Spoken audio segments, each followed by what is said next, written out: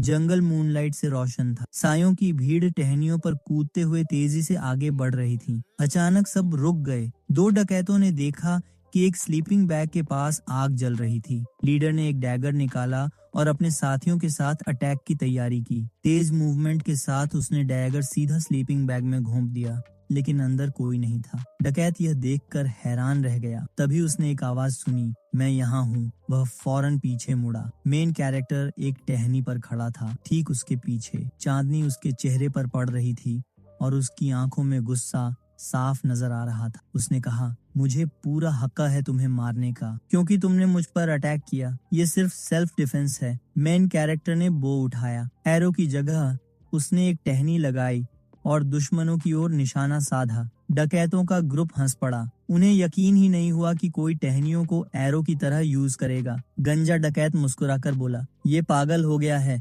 लेकिन अगले ही पल टहनी सीधी उसके माथे पर लगी। शॉट ने उसका सिर चीर दिया। बाकी डकैत समझ ही नहीं पाए। वे अपने दोस्त को गिरते हुए देखते रह गए। लीडर दंग रह गया। उनके चेहरों पर फैली हैरानी अब डर में बदल चुकी थी। एक डकैत चीखा, उसकी ताकत! ये एरो तो मैजिकल ऑनरा से भरे हुए हैं। मेन कैरेक्टर ने फिर फायर किया और कहा, ये पहला था। अगले ही पल लीडर के बगल वाला डकैत जबरदस्त झटके से पीछे फेंका गया। मेन कैरेक्टर बोला, ये दूसरा था। लीडर अब सदमे से हक्का बक्का था। मैजिक एरो लगातार पूरे गिरोह की तरफ उड़ रहे थे। मेन कैरेक्टर ने कहा, ये तीसरा और चौथा है। उसने एक और टहनी तोड़ी। लीडर डर से पसीने पसीने हो गया। उसने हाथ ऊपर उठाकर मिन्नतें की, रुको, मुझे बख्श दो। मेन कैरेक्टर ने बो ताना। चेहरे पर तिरस्कार था। उसने ठंडे स्वर में कहा, जो इंसान मारने के लिए तैयार है, उसे खुद मरने के लिए भी तैयार रहना चाहिए। एक और मैजिकल ऑनरा वाला एरो सीधा लीडर को लगा। उसका चेहरा दर्द से टेढ़ा मेढ़ा हो गया। अंधेरे जंगल के बीच मेन कैरेक्टर खड़ा था। उसने सोचा, शायद अब मैंने कोई निशान नहीं छोड़ा। उसके चेहरे पर उदासी साफ थी। सिर झुकाकर उसने डेरियन से कहा, ये दुनिया तुम्हारी कहानियों से बिल्कुल अलग है। फिर वह अचानक जमीन से उछला और पेड़ों पर कूदते हुए सोचने लगा, ह्यूमन वर्ल्ड कितना बोरिंग है। कुछ आदमी टेबल पर बैठे चर्चा कर रहे थे कि कहीं वे डेमन किंगडम के अवशेषों को भूल तो नहीं गए। उनमें से एक, जिसकी उंगलियों में कई रिंग्स थीं, बोला, डेमोनिक एनर्जी वाले जीव रूट फॉरेस्ट की बैरियर को पार नहीं कर सकते। टेबल पर बहस जारी रही। किसी ने कहा, समस्या ये है कि पूरा जंगल डेमोनिक एनर्जी से भरा हुआ है और इतनी बड़ी जमीन यूज ही नहीं हो रही। टेबल के हेड ने एक अप्रिय मुस्कान के साथ कहा, अगर जंगल डेमोनिक एनर्जी से भरा है तो वहाँ अनचाहे लोगों को भेजा जा सकता है। टेबल पर बैठे लोग ये सुनकर चौंक गए, लेकिन खुश भी हुए। चीफ ने आगे कहा, हमेशा कुछ प्रॉब्लमैटिक लोग होते हैं जिनसे छुटकारा इस जंगल की वजह से पाया जा सकता है। धीरे धीरे सब इस बात से सहमत हो गए और काम शुरू करने का फैसला लिया। Night, dark forest. एक माँ की चीखें गूंज रही थीं। वह रो रो कर गिड़गिड़ा रही थी, मुझे छोड़ दो, मेरे बेटे को मत ले जाओ। एक आर्मर्ड आदमी ने जबरदस्ती बच्चे को उसकी बाहों से छीन लिया और गरज कर बोला, डार्कनेस का सीड पहले ही इस बच्चे के भीतर अंकुरित हो चुका है। बच्चा गोल्डन लाइट से घिरा हुआ था, जबकि माँ आंसुओं में डूबी लगातार विनती कर रही थी कि ये सब रोका जाए। बच्चा जमीन पर पड़ा था। उसे 3 प्रीस्ट्स घेर कर खड़े थे। वे नाइट में फैलती गोल्डन लाइट में शांति से ये सब देख रहे थे। माँ ने रोते हुए अपना हाथ आगे बढ़ाया और चिल्लाई, हेलमेट! जंगल एक भयावह ओनारा के साथ। यही है रूट फॉरेस्ट। यहाँ से आज तक कोई लौट कर नहीं आया, चाहे वो महान वैज्ञानिक हो, वॉरियर हो या मैजिशियन। अचानक एक तेज गोल्डन फ्लैश फैला। रूट फॉरेस्ट एक पर्गेटरी बन चुका था, जहाँ पापियों को टेलीपोर्ट किया जाता था। फ्लैश धीरे धीरे खत्म हुआ। उसके बीच एक बच्चा पड़ा था। कानून था, अगर पापी इस जंगल से जिंदा बाहर निकल आया तो उसके सारे पाप माफ हो जाएंगे। बच्चे ने अपनी आंखें खोली। वह बच्चा डार्कनेस के सीड के साथ पैदा हुआ था। बच्चा जोर जोर से रोने लगा। उसे मॉन्स्टर डेन में भेज दिया गया, जहाँ से आज तक कोई भी वापस नहीं आया। वह जमीन पर चुपचाप पड़ा रहा। भूख, ठंड और डेमोनिक एनर्जी उसे सताती रही। उसके दिल को एक वॉयलेट ऑनरा ने घेर लिया। अचानक उसके भीतर एक शक्ति जागी। जिसने पूरे शरीर को एनर्जी में लपेट लिया। 10 दिन बीत गए, तभी एक व्हाइट लेपर्ड बच्चे के पास आया। बच्चा अकेला पड़ा था। लेपर्ड ने उसे ढूंढ निकाला और अपने मुंह में उठा लिया। उस पल से बच्चे की किस्मत मुहर बंद हो गई। 10 साल बाद एक लड़का जंगल में भाग रहा था। उसके सामने एक हेयर भाग रहा था और वह चिल्ला रहा था, रुक जा। एक लेपर्ड ऊपर टहनी पर बैठकर उसे गौर से देख रहा था। लड़का अचानक हवा में उछला। गुस्से में उसने हेयर को मौत की दुआ दी। मेन कैरेक्टर जमीन पर उतरा और फुर्ती से उस छोटे जानवर को पकड़ लिया। लेपर्ड ने संतोष से उसे देखा। बच्चा खुशी से चिल्लाया, एल्गा देखो, मैं कर सकता हूँ।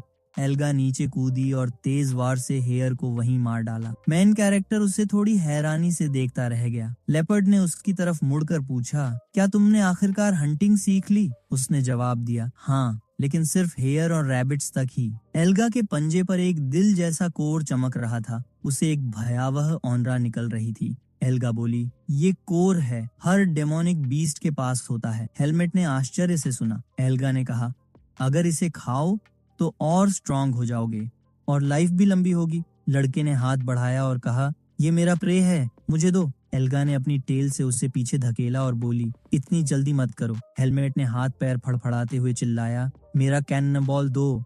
लेपर्ड ने असंतुष्ट लड़के को समझाया, तुम इंसान हो, अगर तुमने कोर खा लिया तो खुद डेमोनिक बीस्ट बन जाओगे। आसमान की ओर देखते हुए उसने आगे कहा, और अगर ऐसा हुआ तो तुम कभी इस फॉरेस्ट से बाहर नहीं निकल पाओगे। प्रोटैगोनिस्ट ने जीभ चटकाई और गुस्से में कहा, ये तो पूरी बेवकूफी है। उसने अपना प्रे उठाया और बोला, मैं तो कभी फॉरेस्ट छोड़ने वाला ही नहीं, फिर क्यों ना अभी से स्ट्रांग बन जाऊं। दोनों चलते रहे। लड़का बड़बड़ाता रहा, एल्गा हमेशा कहती है मैं वीक हूँ और मेरे लिए यहाँ से बाहर निकलना नामुमकिन है। लेपर्ड ने मुंह फेरकर धीरे से कहा, सब गलत है। हेलमेट ने उसे उलझन से देखा। एल्गा ने सीधे उसकी आंखों में देखा और बोली, तुम इस फॉरेस्ट से बाहर निकल सकते हो। मेन कैरेक्टर चौंक गया। उसने दोहराया, लेकिन तुम खुद कहती थी कि यहाँ से निकलना नामुमकिन है। एल्गा ने सफाई दी, हाँ, मैं पहले ऐसा सोचती थी, लेकिन अब मुझे पता चला है ये मुमकिन है। हेलमेट ने पूछा, किसने कहा तुम्हें ये? लेपर्ड बोली, एक इंसान ने। लड़का सन्न रह गया। उसने फिर हैरानी से पूछा, एक इंसान? एल्गा ने कहा, हाँ, लेकिन शायद वो अब मर चुका है। हेलमेट को यकीन नहीं हुआ। उसने पूछा, क्या तुमने उसका कॉर्प्स देखा? एल्गा ने नजरें फेर ली। यादों में उस इंसान का चेहरा तैर आया। धीरे से उसने कहा, वो बहुत स्ट्रांग था, लेकिन जब उनकी मुलाकात हुई थी तब वह आदमी बूढ़ा हो चुका था।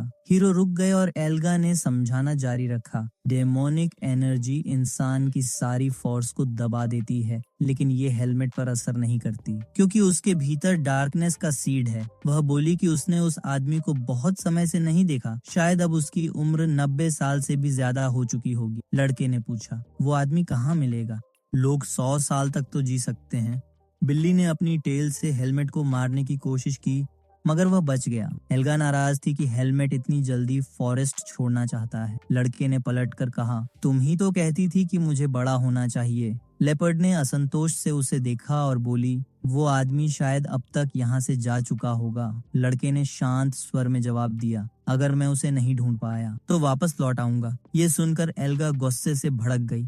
उसने हेलमेट पर चिल्लाना शुरू कर दिया, तुम्हें जैसा करना है करो। हेलमेट ने पूछा, वो आदमी कहाँ है? एल्गा ने जवाब दिया, ईस्ट में। लड़का तुरंत पलटा और दौड़ पड़ा। लेपर्ड हैरान रह गई। हेलमेट पहले ही काफी दूर निकल चुका था। उसने गुस्से से उसकी पीठ पर चिल्लाया, मैं तुम्हें खतरे से बचाने नहीं आऊंगी। लेकिन हेलमेट उसकी चीखों को नजरअंदाज करता रहा। वह सोच रहा था, क्या इस फॉरेस्ट में अब भी इंसान मौजूद हैं? वह मन ही मन मान रहा था कि अगर कोई इंसान यहाँ जीवित है तो वह जरूर बेहद स्ट्रांग होगा, वो भी बिना डार्कनेस के सीड के। मेन कैरेक्टर के चेहरे पर मुस्कान फैल गई। वह बेसब्री से किसी और इंसान से मिलने का इंतजार कर रहा था। हेलमेट हाँफते हुए रुका। उसके सामने एक फेंस खड़ा था। थकान से उसने फेंस को देखा और पूछा, ये यहाँ कब से बना हुआ है? उसने गहरी सांस लेकर छलांग लगाई और फेंस को पार कर गया। उसके सामने एक घर खड़ा था जो काई से ढका हुआ था। इसे देखते ही हेलमेट हैरानी से चिल्लाया, फिर संतोष से मुस्कुराते हुए बोला, ऐसा काम सिर्फ इंसान ही कर सकता है। अचानक किसी हाथ ने उसे जमीन पर पटक दिया। इम्पैक्ट इतना जोरदार था कि हवा में धूल उड़ गई। एक लंबे बालों वाला आदमी हेलमेट को तिरस्कार से देख रहा। उसने पूछा, तू कौन है और किसने तुझे भेजा? हेलमेट ने दांत भींचकर जवाब दिया, मैं खुद आया हूँ। वह मस्कुलर आदमी अपनी नजरें उस पर गड़ाए रहा। हेलमेट ने कहा, एल्गा ने मुझे तुम्हारे बारे में बताया था कि तुम यहाँ रहते हो। कुछ पल सोचकर आदमी बोला, अब समझा। उसने लड़के को छोड़ा। हेलमेट दर्द से कराहता हुआ जमीन पर पड़ा रहा। आदमी फिर भी उसे नापसंदगी से देखता रहा और पूछा, तुझे मुझसे क्या चाहिए? लड़के ने थके हुए अंदाज में उसकी तरफ देखा। आदमी ने ठंडी आवाज में कहा, अगर इंसान देखना ही चाहता है तो किसी और को ढूंढ ले। हेलमेट अपने घुटनों से उठ खड़ा हुआ और बोला, ये वो नहीं है जो मैं चाहता हूँ। आदमी ने उसे गंभीरता से देखा। लड़के ने आत्मविश्वास से कहा, मैं इस फॉरेस्ट से बाहर जाना चाहता हूँ। दोनों आमने सामने खड़े हो गए। आदमी ने अपना नाम बताया, मेरा नाम डेरियन है। नाखुश लड़के ने धीरे से बड़बड़ाया, मेरा नाम हेलमेट है। डेरियन ने पूछा, क्या तुम सचमुच इस फॉरेस्ट से निकलना चाहते हो? लड़के ने जवाब दिया, एल्गा ने कहा था कि तुम जानते हो बाहर जाने का रास्ता। डेरियन ने शांत स्वर में कहा, क्यों जाना चाहते हो? बाहर की दुनिया इतनी अच्छी और रंगीन नहीं है। हेलमेट ने उत्सुकता से पूछा, बाहर कैसी है? डेरियन ने ठंडी हंसी के साथ जवाब दिया, लोगों के पास ना दांत होते हैं न क्लॉज, लेकिन उन्होंने इन्हें चतुराई और क्रूरता से बदल लिया है। उसने हेलमेट को गौर से देखा और पूछा, क्या तुम फॉरेस्ट में पैदा हुए थे? लड़के ने जवाब दिया, नहीं, मुझे जन्म के बाद यहाँ लाया गया था। आदमी ने निष्कर्ष निकाला, तो तुम्हारे भीतर डार्कनेस का सीड है। हेलमेट ने अपने सीने पर हाथ रखते हुए हामी भरी। डेरियन मुड़ा और चलने लगा। उसने कहा, आमतौर पर डार्कनेस के सीड वाले बच्चों को जन्म के समय ही मार दिया जाता है, लेकिन तुम्हें बख्शा गया। इसका मतलब है कि तुम कम से कम एक नोबल मैन हो। हेलमेट उलझन में पड़ गया। उसे समझ ही नहीं आया डेरियन किस बारे में कह रहा है। पीठ मोड़कर डेरियन बोला, इस फॉरेस्ट में ओरिजिन मायने नहीं रखता और मेरा यहाँ एक ड्यूटी है, एल्गा की वजह से। फिर उसने लड़के की ओर मुड़कर कहा, लेकिन याद रखना, डार्कनेस के सीड की वजह से तुमसे हर जगह नफरत की जाएगी और शायद किसी और इंसान से लड़ाई में तुम्हारी मौत हो जाए। दोनों की नजरें एक दूसरे से टकराईं। डेरियन ने पूछा, क्या तुम ये सब जानते हुए भी फॉरेस्ट छोड़ना चाहते हो? हेलमेट ने बेहद गंभीर चेहरे से सिर हिला दिया। डेरियन ने धीरे से कहा, मैं सब समझ गया। अचानक उसने लड़के को तेजी से पकड़ लिया। डेरियन के हाथ में हेलमेट हवा में लटक गया। उसका शरीर जमीन के पैरेलल हो गया। हेलमेट ने असंतोष में चिल्लाया। उसने दांत भींचकर कसम खाई। आदमी मुस्कुराया और बोला, तुम्हारा स्वभाव आग की तरह है। हेलमेट को उठाए हुए डेरियन बोला, अगर इंसानों की दुनिया का हिस्सा बनना है तो तुम्हें पहले इंसान बनना पड़ेगा। उसने असंतुष्ट लड़के पर नजर डाली और जोड़ा, मैं तुम्हें असली इंसान बनाऊंगा। हेलमेट ने पूछा, फॉरेस्ट से बाहर जाने के लिए क्या चाहिए? डेरियन ने कहा, तुम्हें बैरियर पार करना होगा, लेकिन तुम अभी तैयार नहीं हो। हेलमेट ने नाराज होकर सुना कि उसे और स्ट्रांग बनना होगा और ऐसे किसी से मिलना होगा जिसे रास्ता पता है। कौन है वो? ये डेरियन अब तक नहीं बता सकता था। लड़के ने सोचते हुए पूछा, मैं स्ट्रांग कैसे बनूंगा? आदमी घर के पास पहुंचा और बोला, हेलमेट, तुम्हें वही करना है जो मैं कहूँ। अचानक जोर से झाड़ू जमीन पर गिरा। मुख्य पात्र चिल्लाकर बोला, डेरियन, मुझे ये क्यों करना चाहिए? डेरियन ने बिना ऊपर देखे जवाब दिया, यही तरीका है, ऐसे ही लोग जिंदा रहते हैं। फर्श बहुत गंदा था। हेलमेट ने गुस्से में कहा, ये कैसे नॉर्मल है जब घर इतना डस्टी है? बिना रुके डेरियन ने पूछा, क्या तुम फॉरेस्ट में ही रहना चाहते हो? हेलमेट ने नाखुशी से मुंह बनाया और गुस्से से कांप उठा। फर्श पर पुआल का एक बिस्तर पड़ा था। आदमी ने कहा, ये तुम्हारा बेड है। लड़का धप्प से उस पर गिर पड़ा और संतोष से लेट गया। उसने पूछा, क्या अब मैं थोड़ा ब्रेक ले सकता हूँ? हाथ कमर पर रखकर और जुबान से क्लिक करते हुए हेलमेट ने शिकायत की। डेरियन ने तुरंत जवाब दिया, उठो। उसने कपड़े आगे बढ़ाए और आदेश दिया, इन्हें पहन लो। हेलमेट ने अपने नए कपड़ों को नाखुशी से देखा। उन्हें पहनकर वह असहज महसूस कर रहा था। डेरियन ने कहा, आदत डाल लो और इन्हें फाड़ना मत। लड़का घृणा से कराह उठा। दोनों फॉरेस्ट से होकर गुजरे। हेलमेट ने पूछा, हम कहाँ जा रहे हैं? डेरियन ने जवाब दिया, मैं तुम्हें सिखाऊंगा कि क्या खाना है और क्या नहीं। उसका बैग पौधों से भरा हुआ था। वह समझाने लगा कि कैसे इन इनएडिबल पौधों को एडिबल में बदला जा सकता है। उसने चाकू से पौधे के कोर को काटा और बताया, चाहे डेमोनिक कोर निकाल भी दिया जाए, इसकी एनर्जी फिर भी रह जाती है। फिर उसने पौधे को झरने में डाल दिया। हेलमेट ध्यान से देखता रहा। डेरियन बोला, पानी खाने से डेमोनिक एनर्जी को साफ कर देता है। उसने लड़के को एक रूट वेजिटेबल दिया और कहा, खाओ। हेलमेट ने तुरंत उसे खाना शुरू कर दिया और हैरान हुआ कि ये सच में खाने योग्य था। डेरियन ने पूछा, अब समझ गए? अभी और काम बाकी है। थोड़ी देर बाद मुख्य पात्र पसीने से भीगा हुआ था। उसके हाथों में बाल्टियां थीं। वह चिल्लाया, पानी ढोना क्यों जरूरी है? उसी समय झाड़ियों से एक जानवर बाहर निकला। हेलमेट असंतोष में बड़बड़ा रहा था और उसने ध्यान नहीं दिया। अचानक एल्गा कूदकर उस पर गिरी और उसे डरा दिया। उसने पूछा, ये सब क्या कर रहे हो? हेलमेट ने बाल्टियों की ओर इशारा करके कहा, मुझे पानी लाने को कहा गया था। एल्गा चौंक गई। तो तुम सच में उस आदमी की बात सुन रहे हो? पूरा भीगा हुआ लड़का बोला, हाँ, मैं ये सब स्ट्रॉन्ग बनने के लिए कर रहा हूँ। लेपर्ड अपने पहलू पर लेट गई और पूछा, और जब तुम स्ट्रॉन्ग बन जाओगे तब क्या करोगे? मुख्य पात्र ने गंभीरता से कहा, तब मैं इंसानों के बीच रहूंगा। थोड़ी देर चुप रहकर एल्गा ने पूछा, क्या तुम्हें सच में लगता है कि वहाँ सब बेहतर होगा? हेलमेट ने अनिश्चित स्वर में जवाब दिया, पता नहीं। लेकिन हेलमेट को पूरा यकीन था कि फॉरेस्ट में रहकर उसे कभी अच्छा महसूस नहीं होगा। वह चल पड़ा और लेपर्ड से विदा ले ली। एल्गा ने उसे कुछ देर तक जाते हुए देखा, फिर भारी मन से मुड़ी और धीरे से बोली, हेलमेट की लाइफ अच्छी होगी। बाल्टियों से पानी छलक रहा था।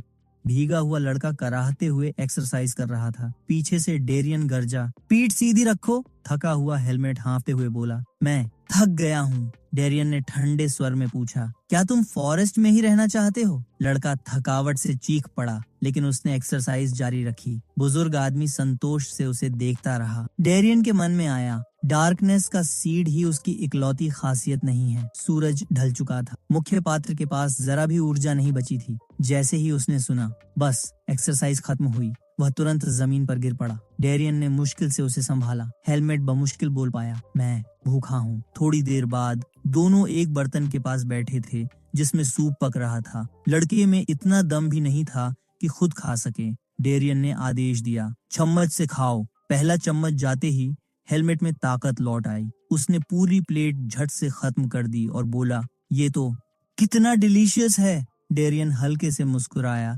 लड़के की खुशी की आवाजें सुनते हुए। हेलमेट का चेहरा सूप से सना हुआ था। डेरियन खड़ा हुआ और अपने बाल समेटने लगा। हेलमेट ने पूछा, क्या आप नहीं खाओगे? डेरियन ने जवाब दिया, तुम्हें वही देखना है जो मैं दिखाऊंगा। वह एक बॉक्स के पास गया और उसे खोलते हुए बोला, फॉरेस्ट से निकलने के लिए तुम्हें और स्ट्रॉन्ग होना पड़ेगा। हेलमेट खाते खाते ध्यान से सुनता रहा। डेरियन ने कहा, इंसान डेमोनिक बीस्ट्स के सामने वीक होते हैं। फिर उसने अपनी तलवार उठाई और बोला, कल से मैं तुम्हें फेंसिंग सिखाऊंगा। उसकी आंखें गंभीर हो गईं। वह बोला, लेकिन पहले मैं दिखाऊंगा कि ब्लेड असल में क्या कर सकता है। डेरियन तलवार हाथ में लेकर खड़ा हुआ। उसके सामने एक विशाल बोल्डर था। उसने तलवार जमीन पर टिकाई और कहा, ध्यान से देखो, पलक मत झपकाना। वह तलवार की नोक से आकृतियां बनाने लगा, फिर गहरी सांस ली और उसे छोड़ दी। अचानक उसने जमीन पर जोरदार वार किया। धड़ाम!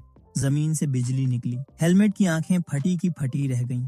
बिजली बोल्डर के आर पार निकल गई। उस पर दरारें उभर आईं और वह चमकने लगा। कुछ ही पलों में बोल्डर टुकड़ों में बिखर गया। अब वहां बस छोटे छोटे पत्थर रह गए थे। डेरियन ने कहा, यही वजह है कि इंसान अब तक जिंदा रह पाए। हेलमेट अब भी अवाक खड़ा था। हेलमेट ने उत्सुकता से पूछा, ये क्या था? डेरियन के हाथ में पकड़ी तलवार तेजी से सुनहरी रोशनी में चमक रही थी। वह बोला, ये है स्ट्रेंथ, इंसानों की एनर्जी का सोर्स। लड़का हैरानी से अपने हाथों को देखता रहा। डेरियन ने समझाया, डार्कनेस के सीड से थोड़ी अलग पावर आती है, लेकिन सोर्स वही है। हेलमेट ने खुशी से चिल्लाते हुए कहा, मैं इस पावर को मास्टर करना चाहता हूँ। उसने सोचा, एल्गा और डेरियन को देखकर ही उसके भीतर ताकत की लहर उठ रही है। अचानक आदमी ने उसे जोर से मारा। हेलमेट जमीन पर गिर पड़ा, दर्द से सिर पकड़ते हुए। डेरियन ने सख्त स्वर में कहा, तुम्हारा शरीर अभी रेडी नहीं है। उसने रुककर फिर कहा, सबसे जरूरी है ब्लेड की एसेंस को समझना। उसने तलवार म्यान में डालते हुए बोला, ये मुश्किल होगा, दर्दनाक होगा, लेकिन तुम्हें अंत तक जाना होगा। उसने तलवार लड़के के हाथ में देते हुए कहा, तुम्हारी मेहनत का इनाम ये ब्लेड देगा। हेलमेट ने तलवार पकड़ ली और संतोष से मुस्कुराया। वह बोला, मैं सब समझ गया। अगला दिन फेंसिंग ट्रेनिंग का दिन आ गया। डेरियन ने आदेश दिया, कंसंट्रेट करो। हेलमेट ने नाराजगी से पूछा, और कितना करूं? डेरियन का चेहरा गंभीर हो गया। वह बोला, तुम्हें मुझे रिस्पेक्ट के साथ ट्रीट करना चाहिए। हेलमेट ने झट सुधारते हुए कहा, मैं हमेशा यही करता हूँ। डेरियन ने तुरंत जवाब दिया, नहीं, ये सच नहीं है। इस बार हेलमेट ने सम्मान से पूछा, तो फिर मैं अभी तक रेडी क्यों नहीं हूँ? गंभीर चेहरे से डेरियन ने कहा, सिर्फ स्ट्रॉन्ग बॉडी काफी नहीं है, तुम्हें सोचना भी होगा। हेलमेट ने सिर टेढ़ा करके सवालिया नजरों से देखा। डेरियन बुदबुदाया, क्या सच में मुझे सब कुछ समझाना पड़ेगा? गुस्से में हेलमेट चिल्लाया, सब कुछ एक साथ क्यों नहीं बताते? डेरियन ने चुपचाप उसके गुस्से को सुना। लड़के की ट्रेनिंग को देखते हुए उसने सोचा, ये स्टूडेंट अजीब है, पढ़ना लिखना पसंद नहीं करता, लेकिन सीख बहुत जल्दी जाता है। शायद डार्कनेस के सीड की वजह से ये इतना आक्रामक है, लेकिन इसके बावजूद आश्चर्यजनक रूप से रैशनल और आज्ञाकारी है। इस लड़के में कुछ अलग है। डेरियन लड़के के पास आया और बोला, मैं तुम्हें दिखाता हूँ जो मैं कहना चाहता हूँ। हल्के स्विंग से उसने तलवार चलाई और हेलमेट का बैलेंस बिगाड़ दिया। हेलमेट दर्द से चीख पड़ा। डेरियन मुस्कुराया, तुम अभी भी बहुत वीक हो। उसने दूसरी बार वॉर किया। हेलमेट समझ ही नहीं पाया कि ये सब क्यों हो रहा है। उसने अपना चोटिल हाथ पकड़ लिया। डेरियन ने पूछा, अब समझ आया फर्क कहाँ है? कुछ देर चुप रहने के बाद हेलमेट ने कहा, नहीं, मुझे समझ नहीं आया। डेरियन ने ठंडे स्वर में जवाब दिया, तो फिर आज तुम्हें डिनर नहीं मिलेगा। हेलमेट का चेहरा बदल गया। उसने गिड़गिड़ाते हुए कहा, प्लीज ऐसा मत करो। कुछ देर सोचने के बाद उसने धीरे से कहा, ब्लोज का पेन अलग था, स्पीड अलग थी, जगहें भी अलग थीं, लेकिन मूवमेंट्स तो सेम थे। फिर भी कुछ मैच नहीं कर रहा। डेरियन ने आखिरकार पूछा, तो अब समझे? स्टूपिड रिपीटेशन का कोई मतलब नहीं। उसने समझाया, मसल्स का टेंशन, फिंगर टिप्स का ट्रेम्बलिंग, मूवमेंट्स की स्पीड, माइंड और बॉडी का बैलेंस, सब पर पूरा कंट्रोल होना चाहिए। जब तक हर मूवमेंट में तुम अपना बॉडी और सोल नहीं डालोगे, तब तक तुम रेडी नहीं हो सकते। हेलमेट ध्यान से सुन रहा था। डेरियन ने जोड़ा, जब ये सब कर लोगे तब भी सब कुछ समझोगे। उसने लड़के को एक हल्की चपत लगाई और कहा, फिलहाल तुम तलवार ऐसे घुमा रहे हो जैसे कोई सिंपल फॉरेस्टर। फिर आदेश दिया, स्टार्ट अगेन। कुछ देर बाद मुख्य पात्र नदी किनारे खड़ा था। उसने सोचा, रेस्ट भी तो ट्रेनिंग का हिस्सा है, लेकिन ये कितना बोरिंग है। पीछे से एल्गा आती दिखी। हेलमेट ने उससे देखकर कहा, हाय। एल्गा ने उसे गौर से देखा और आश्चर्य से बोली, तुम इतने कम समय में कितने बड़े हो गए? अब तुम सच में एक रियल मैन बन रहे हो। हेलमेट मुस्कुराया, मैं और भी बड़ा बनूंगा। थोड़ा रुककर हेलमेट ने पूछा, डेरियन तुम्हारा कर्जदार क्यों है? एल्गा ने शांत स्वर में जवाब दिया, मैंने बस उसे यहाँ रहने की परमिशन दी है। हेलमेट ने फिर पूछा, क्या तुमने उससे फाइट की थी? एल्गा ने गुस्से से गुर्राते हुए कहा, तुम अब भी बेवकूफ हो। मैं रूट फॉरेस्ट की सेंट्रल लैंड्स की ओनर हूँ। जो भी यहाँ घुसेगा मैं उससे लड़ूंगी। कुछ पल बाद उसने खुद को सुधारा, लेकिन उस घिनौनी स्नेक से लड़ना नहीं चाहूंगी। हेलमेट को अचानक याद आया, वो सांप ना हो, साउथर्न लैंड्स वाला। एल्गा ने पुष्टि की, हाँ वही 2 हेडेड स्नेक। डेरियन उसके टारगेट्स में से एक था, इसीलिए मैंने उससे फाइट नहीं की। हेलमेट ने उत्सुकता से पूछा, तो अगर बैटल होती कौन जीतता? लेपर्ड ने सोचा, फिर धीरे से बोली, पता नहीं। डेमोनिक बीस्ट्स की एनर्जी आसानी से दिख जाती है, लेकिन इंसान अपनी एनर्जी छिपाना जानते हैं। हैरान हेलमेट ने निष्कर्ष निकाला, तो तुम हार जाती। एल्गा ने शांत स्वर में कहा, मुझे नहीं पता, क्योंकि नाहो किसी इंसान पर अटैक ही नहीं करता, उसकी हिडन पावर की वजह से। लड़के ने गंभीर होकर पूछा, तो फिर डेरियन को वो स्नेक नापसंद क्यों है? एल्गा बोली, क्योंकि एक आदमी ने उस स्नेक के एक गंदे जोन को डिस्ट्रॉय कर दिया था। हेलमेट उलझन में पड़ गया, मुझे समझ नहीं आया। एल्गा का चेहरा कठोर हो गया। वह झुककर लड़के के पास आई और धीरे से पूछा, क्या तुम देखना चाहते हो? मुख्य पात्र ने छाती पर हाथ बांधकर जोर से कहा, हाँ मैं देखना चाहता हूँ। एल्गा ने दांत निपोरकर हल्की मुस्कान दी। वह हवा में उड़ी और पेड़ों के बीच छलांगें लगाने लगी। हेलमेट ने नीचे झांका, ये क्या है? एल्गा ने पीछे मुड़कर कहा, यही तो मैं बता रही थी। नीचे जमीन पर एक आदमी को कोड़े मारे जा रहे थे। एक औरत को पैर से घसीटा जा रहा था। हेलमेट की आंखें फैल गईं। उसके सामने एक छोटा सा सेटलमेंट था। एल्गा ने कहा, ये है स्लेव फार्म। चट्टान से झांकते हुए हेलमेट और एल्गा ने देखा, कुपोषित हड्डी पसली निकले हुए मर्द लाइन में खड़े थे। हैरान लड़के ने दोहराया, ये स्लेव फार्म। उसी समय एक गुलाम जमीन पर गिर पड़ा। पीछे से आदमी आया, हाथ में कोड़ा। वह चिल्लाया, कामचोरी मत कर। कोड़ा बरसा, उठ खड़ा हो जा। हेलमेट ने सब देखा और कांपते हुए पूछा, उसे क्यों मारा जा रहा है? एल्गा ने ठंडी आवाज में जवाब दिया, क्योंकि वो अपना काम नहीं कर रहा। महिला गुलाम अचानक चीखों से सहम गई। एक आदमी उनकी ओर आया और आदेश दिया, अंदर जाओ जल्दी। हेलमेट ने उनमें से एक लड़की को ध्यान से देखा, धीरे से बुदबुदाया, ये मुझसे अलग क्यों लग रही हैं? एल्गा ने समझाया, क्योंकि ये औरतें हैं, लड़कियों को झोपड़ियों में धकेल दिया गया। हेलमेट ने सवाल किया, ये सब क्यों? एल्गा बोली, क्योंकि ये औरतें नाहो की खुराक हैं। उसे औरतों का मांस पसंद है, लेकिन उनमें मांस कम होता है, इसीलिए पहले इन्हें मोटा किया जाता है, औरतें उसका खाना बनती हैं। मर्द पूरी जिंदगी गुलाम रहते हैं और यही फॉर्म चलाते हैं। हेलमेट के चेहरे पर गुस्सा उभर आया। अब मुझे समझ आया ये फार्म कैसे चलता है। लेपर्ड ने आगे बताया, नाहो इस फॉर्म की रक्षा करता है, बदले में ये लोग उसके लिए काम करते हैं, यहाँ तक कि गुलामों में भी एक लीडर है। भीड़ से एक गंजा मूंछों वाला आदमी निकला, उसका नाम था एरुगो। उसने गुस्से में पूछा, ये सब शोर शराबा क्यों है? गुलामों ने बताया, स्लेव ने काम छोड़ा था। एरुगो ने ठंडी मुस्कान दी और पूछा, सब विक्टिम्स इकट्ठे हो गए? जवाब मिला, हाँ। उसने औरतों की तरफ देखा, फिर जोर से पुकारा, तुम हरी बालों वाली लड़की। लड़की सन्न रह गई। एरुगो ने घिनौनी मुस्कान के साथ कहा, तुम्हारी किस्मत अच्छी है, आज मैं तुम्हें ले जा रहा हूँ। उसने लड़की के बाल पकड़कर घसीटा। लड़की तड़प रही थी, लेकिन कोई मदद नहीं कर पाया। हेलमेट ने दांत भींचे और पूछा, ये लीडर कौन है? एल्गा ने कहा, ये एक मैजिशियन है, ये उन लोगों को ढूंढता है जो रूट फॉरेस्ट में फंस जाते हैं। एरुगो की नजर उसी समय एक और गुलाम पर पड़ी जिसे कोड़े से पीटा जा रहा था। वह घिनौनी हंसी हंसते हुए उसे देखता रहा। हेलमेट का चेहरा सख्त हो गया। उसने एल्गा की ओर मुड़कर पूछा, तो फिर तुमने मुझे गुलामी में क्यों नहीं दिया? एल्गा ने शांत आवाज में जवाब दिया, मैं बस नहीं चाहती थी कि नाहो के पास और गुलाम हो। ये सुनकर हेलमेट हल्की मुस्कान के साथ बोला, ये बिल्कुल तुम्हारे जैसा ही है। एल्गा ने भी रिलैक्स होकर मुस्कुराया। उसने लड़के को अपनी पीठ पर बिठाया और कहा, चलो अब हमें निकलना चाहिए। लेकिन अगले ही पल उसे अजीब सा एहसास हुआ। पेड़ों की छाया से एक विशाल 2 सिर वाला सांप निकल आया। एल्गा की आंखें सिकुड़ गईं। उसने नफरत से फुसकारते हुए नाम लिया, नाहो। हेलमेट ने चीख कर डर जताया। भयावह नाहो उनके सामने खड़ा था। लड़के ने कांपते हुए सोचा, उसने अभी कुछ किया नहीं, फिर भी ये दबाव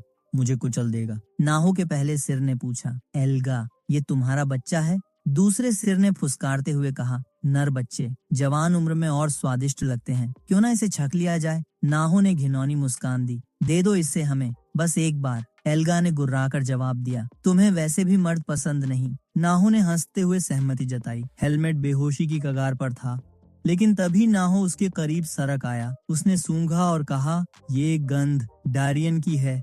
लड़के, तुम्हारा उससे क्या रिश्ता है? हेलमेट की आंखों में आंसू भर आए। एल्गा ने चीख कर हमला किया, उससे दूर रहो। नाहो हंस पड़ा, शांत रहो, मैं तो शांति और प्यार का पैगाम लाया हूँ। फिर उसने सिर झुकाकर आगे कहा, लेकिन तुम्हारे कपड़ों से डारियन की गंध क्यों आ रही है? ओह हाँ, वही बूढ़ा जिसने मेरी फार्म तबाह कर दी थी, मैं अब भी उससे सतर्क हूँ। एल्गा ने घृणा से जवाब दिया, ये बस उसके कपड़े चुरा कर लाया है। नाहो की आंखें और संकरी हो गई। अगर तुम न होती तो मैं इसे अभी सजा देता। एल्गा ने मुंह खोलकर धमकी दी, लेकिन नाहो बिल्कुल बेपरवाह रहा। उसने ठंडी आवाज में कहा, लड़ना मेरा मूड नहीं है, मुझे उम्मीद है कि तुम दोनों अब जा रहे हो, और ध्यान रहे वापस मत आना। पहला सिर घिनौनी मुस्कान देता है, दूसरा सिर जहर भरी फुसकार छोड़ता है। हम अपने इलाके में तुम्हारे फर इकट्ठे नहीं करना चाहते। हेलमेट लेपर्ड के पीछे छिपकर कांप रहा था। नाहो ने घिनौनी विदाई दी और धीरे धीरे रेंगते हुए दूर चला गया। हेलमेट ने कराहते हुए सांस छोड़ी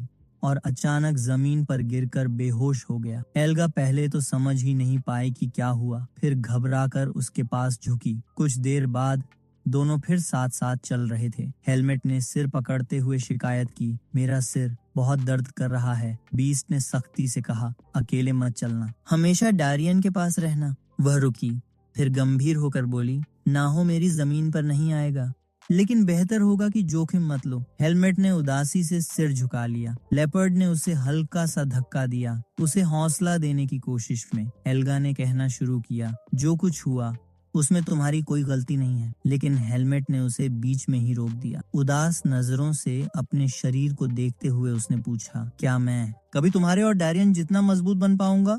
एल्गा कुछ पल चुप रही, फिर बोली, डारियन मजबूत है, इतना मजबूत कि मैं भी नहीं जानती उसकी असली ताकत कितनी है। हेलमेट ने उसकी तरफ देखा। एल्गा ने जारी रखा, ज्यादातर लोग पूरी जिंदगी में भी उस स्तर तक नहीं पहुंच पाते। हेलमेट ने हैरानी से उसकी बात दोहराई, पूरी जिंदगी में भी?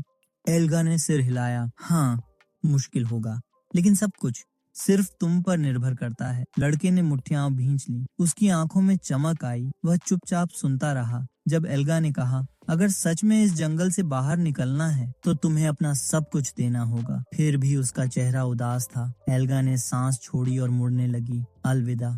डैरियन पास ही है। कुछ देर बाद एक आदमी धीरे धीरे उसकी ओर बढ़ा। तुम फिर उस बिल्ली के साथ घूम रहे थे? आवाज डैरियन की थी। हेलमेट ने अभी अभी उसे नोटिस किया और नमस्ते की तरह सिर झुका दिया। बूढ़ा आदमी बोला, रात हो रही है, चलो घर लौटने का वक्त है। हेलमेट ने पीछे मुड़कर एल्गा को जाते देखा। बिल्ली ने भी आखिरी बार उसकी तरफ देखा और मन ही मन कसम खाई, मैं उस लड़के का ध्यान रखूंगी। हेलमेट ने जैसे बिना शब्दों के उसका इरादा समझ लिया। धीरे से बुदबुदाया, अच्छा है रात। हेलमेट दर्द से कराहते हुए बिस्तर में सिकुड़ा पड़ा था। पेट पकड़कर बोला, लगता है मैं मर जाऊंगा। पसीने से भीगा उसका चेहरा तनाव में कांप रहा था। उससे पहले डैरियन ने उसे एक पौधा थमाया था। सोने से पहले इसे खा लेना। घास हाथ में लेते हुए हेलमेट ने पूछा, ये क्या है? डैरियन ने ठंडी आवाज में जवाब दिया, ये जहरीली जड़ी है। लड़का सन्न रह गया। कुछ पूछने ही वाला था कि उसे एक थप्पड़ पड़ा। डैरियन गुर्राया, सवाल मत पूछो। ये जहरीली घास तुम्हारे सीड ऑफ डार्कनेस की ऊर्जा को दबाती है। हेलमेट तड़पते हुए बिस्तर में पड़ा रहा। उसका चेहरा गुस्से से भर गया। वह चिल्लाया, ये तुमने मुझे क्या खिला दिया डैरियन? चांदनी से नहाई चट्टान पर खड़ा डैरियन खुद से बुदबुदाया, लगभग 4 साल अभी और बचे हैं दिन। जंगल के पेड़ों पर गहरी तलवार के निशान उकेरे जा चुके थे। पसीने से तरबतर हेलमेट लगातार तलवार घुमा रहा था। तभी पीछे से डैरियन आकर खड़ा हुआ। वह चुपचाप देखता रहा, फिर बोला, लगता है तुम्हें तलवार का अभ्यास अच्छा लगने लगा है। हेलमेट ने तलवार आगे बढ़ाते हुए कहा, हाँ, मेरा शरीर और मानो मेरी आंखें पहले से ज्यादा तेज हो गई हैं।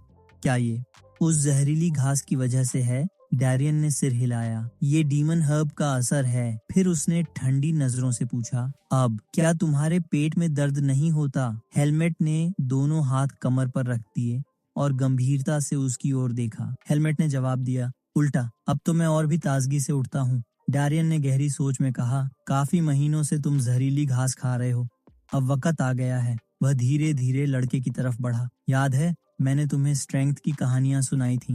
हेलमेट थोड़ी उलझन में सुन रहा था। डैरियन बोला, ताकत दिखाई नहीं देती, वो भौतिक दुनिया में मौजूद ही नहीं है, इसलिए उसे अनंत माना जाए। लेकिन अगर शरीर तैयार न हो तो उस ताकत का इस्तेमाल नहीं किया जा सकता। उसने लड़के की आंखों में देखा और ठंडी आवाज में कहा, पहले तुम तैयार नहीं थे, लेकिन अब तुम्हारा शरीर और दिमाग दोनों तैयार हैं। हेलमेट चौंक गया। डैरियन सीधा खड़ा हुआ, अपनी तलवार हाथ में कस ली, एक गहरी सांस छोड़ी। अचानक उसकी तलवार से ऊर्जा रिसने लगी। हेलमेट ने उस दबाव को अपने सीने तक महसूस किया। तलवार उठाकर डैरियन बोला, आसपास की एनर्जी को अपने अंदर खींचो और उसे अपने ब्लेड में डालो। उसकी तलवार सुनहरी आभा से लिपट गई। हेलमेट मंत्रमुग्ध होकर ताकता रहा। डैरियन ने कहा, यही है असली एसेंस ऑफ पावर और यही सीखना है तुम्हें। शिक्षक के इशारे पर लड़के ने भी अपनी तलवार उठाई। सांसों की रिदम कभी मत तोड़ना, एनर्जी को खींचो और शांत रहो, हल्के रहो। एक तेज वार के साथ डैरियन की तलवार से लहर उठी। हेलमेट ने उसकी उम्मीद नहीं की थी। वो पूरी ताकत से उस फोर्स वेव को रोक पाया। डैरियन गरजा, अगर सांस की ताल बिगड़ी तो तुम्हारा शरीर चकनाचूर हो जाएगा। झटके से हवा हेलमेट के फेफड़ों से बाहर निकल गई। वो जमीन पर टिकते हुए हांफने लगा। डैरियन ने हाथ फैलाया, तलवार के साथ दौड़ पड़ा। उसकी वार की चमक सीधी हेलमेट तक पहुंची। लड़का डर के मारे चिल्लाया, क्या तुम मुझे मारना चाहते हो? बूढ़ा आदमी ठंडी हंसी के साथ बोला, मैंने तुम्हें इतनी जल्दी थककर हार मानना नहीं सिखाया। हेलमेट ने सांसों की ताल संभाली। उसके चेहरे पर फिर से आत्मविश्वास लौट आया। उसने पूरी ताकत से लपक कर वार किया, लेकिन डैरियन ने हर प्रहार रोक दिया। इंस्टिंक्ट्स को मत कसो, ढीले छोड़ो, ज्यादा एनर्जी खींचो। फिर से एक जोरदार वार से हेलमेट कई मीटर दूर जा गिरा। डैरियन ने गंभीर आवाज में कहा, कोई भी पहली बार में परफेक्ट नहीं होता, चाहे जितना समय लगे। हर ट्रेनिंग इसी तरह होगी। थका हारा हेलमेट एक बार फिर पूरी ताकत से तलवार झोंक देता है, लेकिन उसका वार भी डैरियन ने आसानी से रोक लिया। दोनों की नजरें मिली और हल्की मुस्कान आई। डैरियन ने कहा, अब मुझे अपना डिटर्मिनेशन दिखाओ। हेलमेट ने तुरंत तलवार उठाई और नए जोश से हमला करना शुरू किया। ट्रेनिंग जारी रही। हर वार पर डैरियन दोहराता रहा,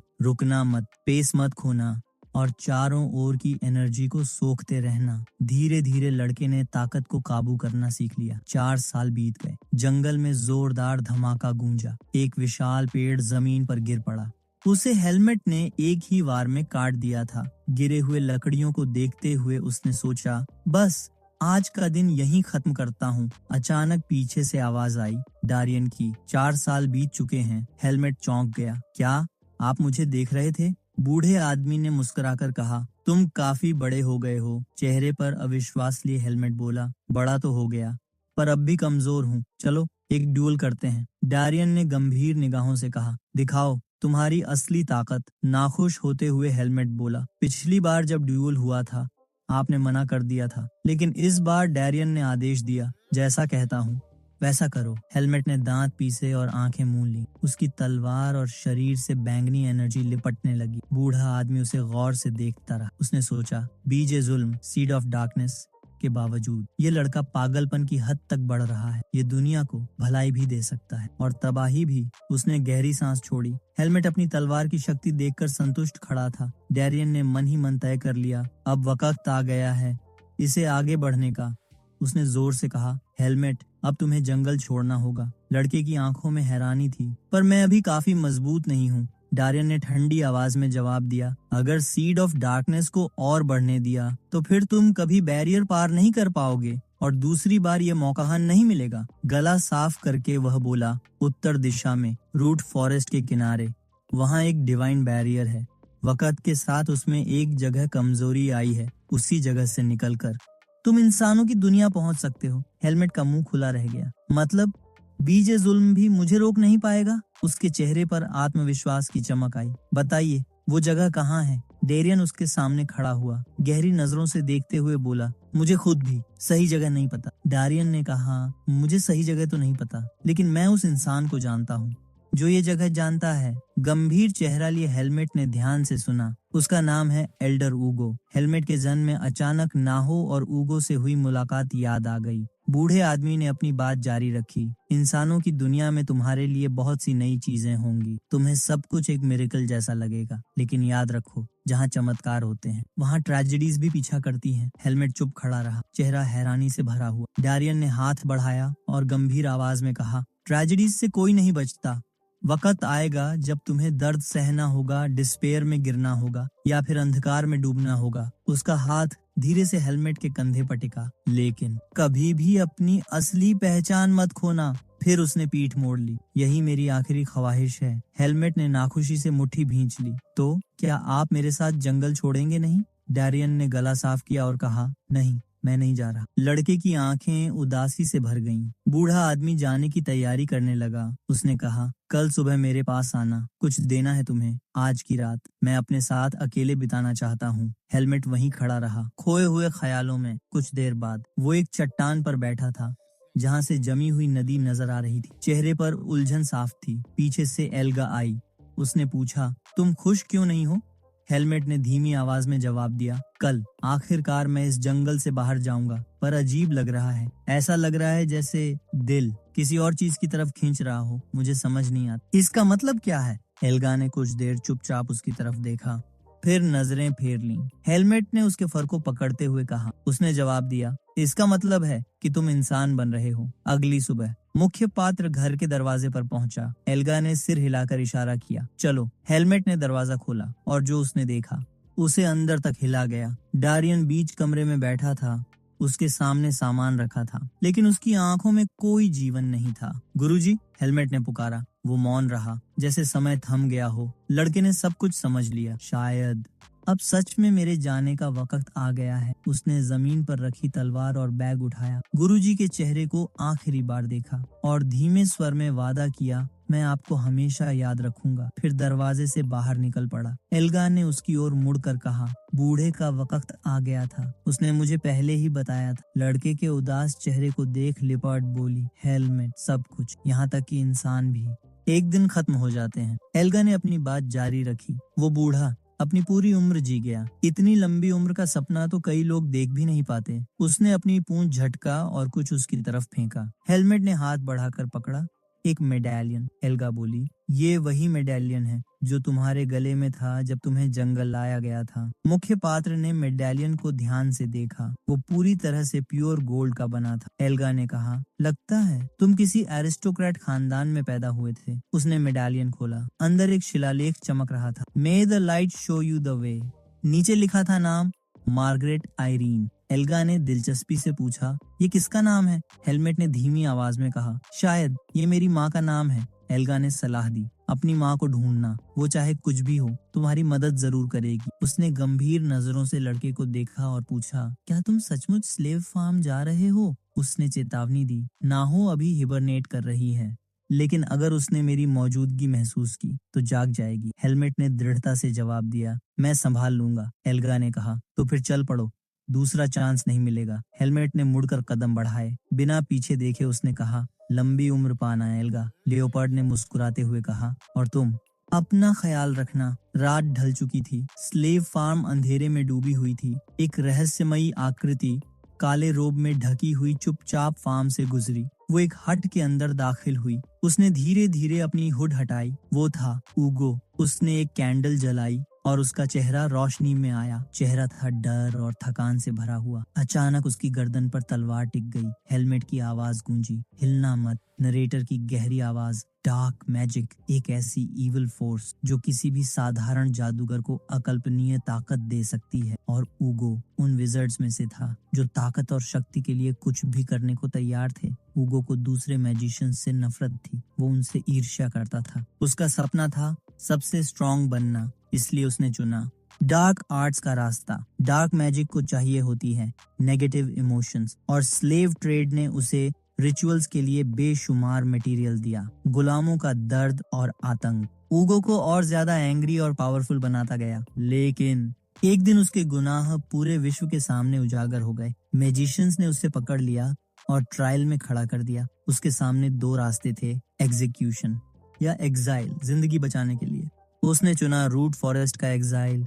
वहां उसने पाया नाहो का टेम्पल। ऊगो ने गिड़गिड़ाकर नाहो से प्रार्थना की, मुझे अपना वासल बना लो, मैं तुम्हें इंसानी बलिदान दूंगा। नाहो ने सौदा स्वीकार किया। ऊगो ने अपनी मैजिक से और एग्जाइल्स को इकट्ठा किया। उन्होंने मंदिर के पास कसम खाई, हम सांप की सेवा करेंगे, बस थोड़ी और उम्र जीने के लिए। और इस तरह बना स्लेव फार्म। ऊगो उनका रूलर बन गया और इंसान उसकी लाइफ स्टॉक। नाहो ने कभी दखल नहीं दिया जब तक बलिदान आते रहे। लेकिन धीरे धीरे ऊगो की पुरानी एम्बिशंस फिर से जाग उठी। ऊगो अपने भविष्य को लेकर बेचैन रहता, क्योंकि जब सांप हाइबरनेट करता तो बाकी डिमोनिक बीस्ट्स हर रोज स्लेव फार्म पर हमला कर देते। लेकिन इस अफरा तफरी में भी ऊगो को मजा आता। उसकी गर्दन पर तलवार टिकी थी। गुस्से में उसने अपने हमलावर से पूछा, तुझे क्या चाहिए? हेलमेट ने दृढ़ आवाज में जवाब दिया, मुझे रूट फॉरेस्ट से निकलने का रास्ता चाहिए। जादूगर ने घिनौनी हंसी के साथ दांत दिखाए। तो तू डारियन का स्टूडेंट है? हेलमेट ने उसकी बात नजरअंदाज कर दी और फिर से कहा, मुझे रास्ता बताओ। उसकी आंखों में अडिग संकल्प जल रहा था। ऊगो गुर्राया, और अगर मैं जवाब न दूं तो क्या करेगा तू? अचानक उसकी गर्दन से खून की पतली लकीर बह निकली। हेलमेट ने तलवार और दबा दी, वरना तुझे यहीं मार दूंगा। दोनों की आंखें आपस में तिरस्कार से टकराईं। ऊगो बोला, अगर मैं मर गया तो नाहो तुरंत जाग उठेगा और तुझे चीर कर खा जाएगा। तू एक दो सिर वाले सांप को संभाल भी पाएगा? हेलमेट ने ठंडी आवाज में कहा, तेरी मौत तो तय है ऊगो, बाकी कुछ मायने नहीं रखता। बस कोशिश मत करना, वरना यहीं खत्म कर दूंगा। ऊगो ने मुस्कुराकर फुसफुसाया, रूट फॉरेस्ट से निकलने का रास्ता सिर्फ मुझे पता है। तू मुझे मार देगा तो मूर्खता होगी। हेलमेट ने उसकी आंखों में झांकते हुए कहा, तेरे नोट्स जरूर तेरे घर में होंगे, मुझे तेरी जरूरत नहीं। ऊगो की मुस्कान और चौड़ी हो गई। उसने धीमे स्वर में कहा, तू बिल्कुल असफल नहीं है। आखिरकार उसने मान लिया, ठीक है, मैं तुझे बताऊंगा कैसे बैरियर पार करना है। दोनों एक स्पाइरल स्टेयरकेस से नीचे उतरे। तलवार अब भी ऊगो की गर्दन पर थी। रास्ते में उसने पूछा, तेरा नाम क्या है लड़के? हेलमेट ने ठंडेपन से जवाब दिया, तेरे काम का नहीं। वे एक विशाल हॉल में पहुंचे। चारों ओर कैबिनेट्स भरे हुए थे, किताबों से लबालब। ऊगो ने कहना शुरू किया, जो तरीका मैंने पाया है वो सिर्फ थ्योरी है, किसी ने अब तक इसे प्रैक्टिकली टेस्ट नहीं किया। हेलमेट ने शक भरी नजरों से उसकी ओर देखा। जादूगर हंसा। लगता है डारियन ने तुझे अकेले भेजा है, मतलब वो बूढ़ा अब जिंदा नहीं। उसके चेहरे पर दुष्ट हंसी फैल गई। तो सचमुच डैरियन मर चुका है। ऊगो पागलपन से हंसते हुए एक किताब बाहर निकाली। हेलमेट ने हाथ बढ़ाकर किताब पकड़नी चाहिए, लेकिन ऊगो पीछे हट गया। उसकी आंखों में एक अजीब चमक थी। उसने धीरे से कहा, अगर तू मेरा स्टूडेंट बन जाए तो मैं तुझे सब कुछ दे सकता हूँ, ताकत, जादू, वो सब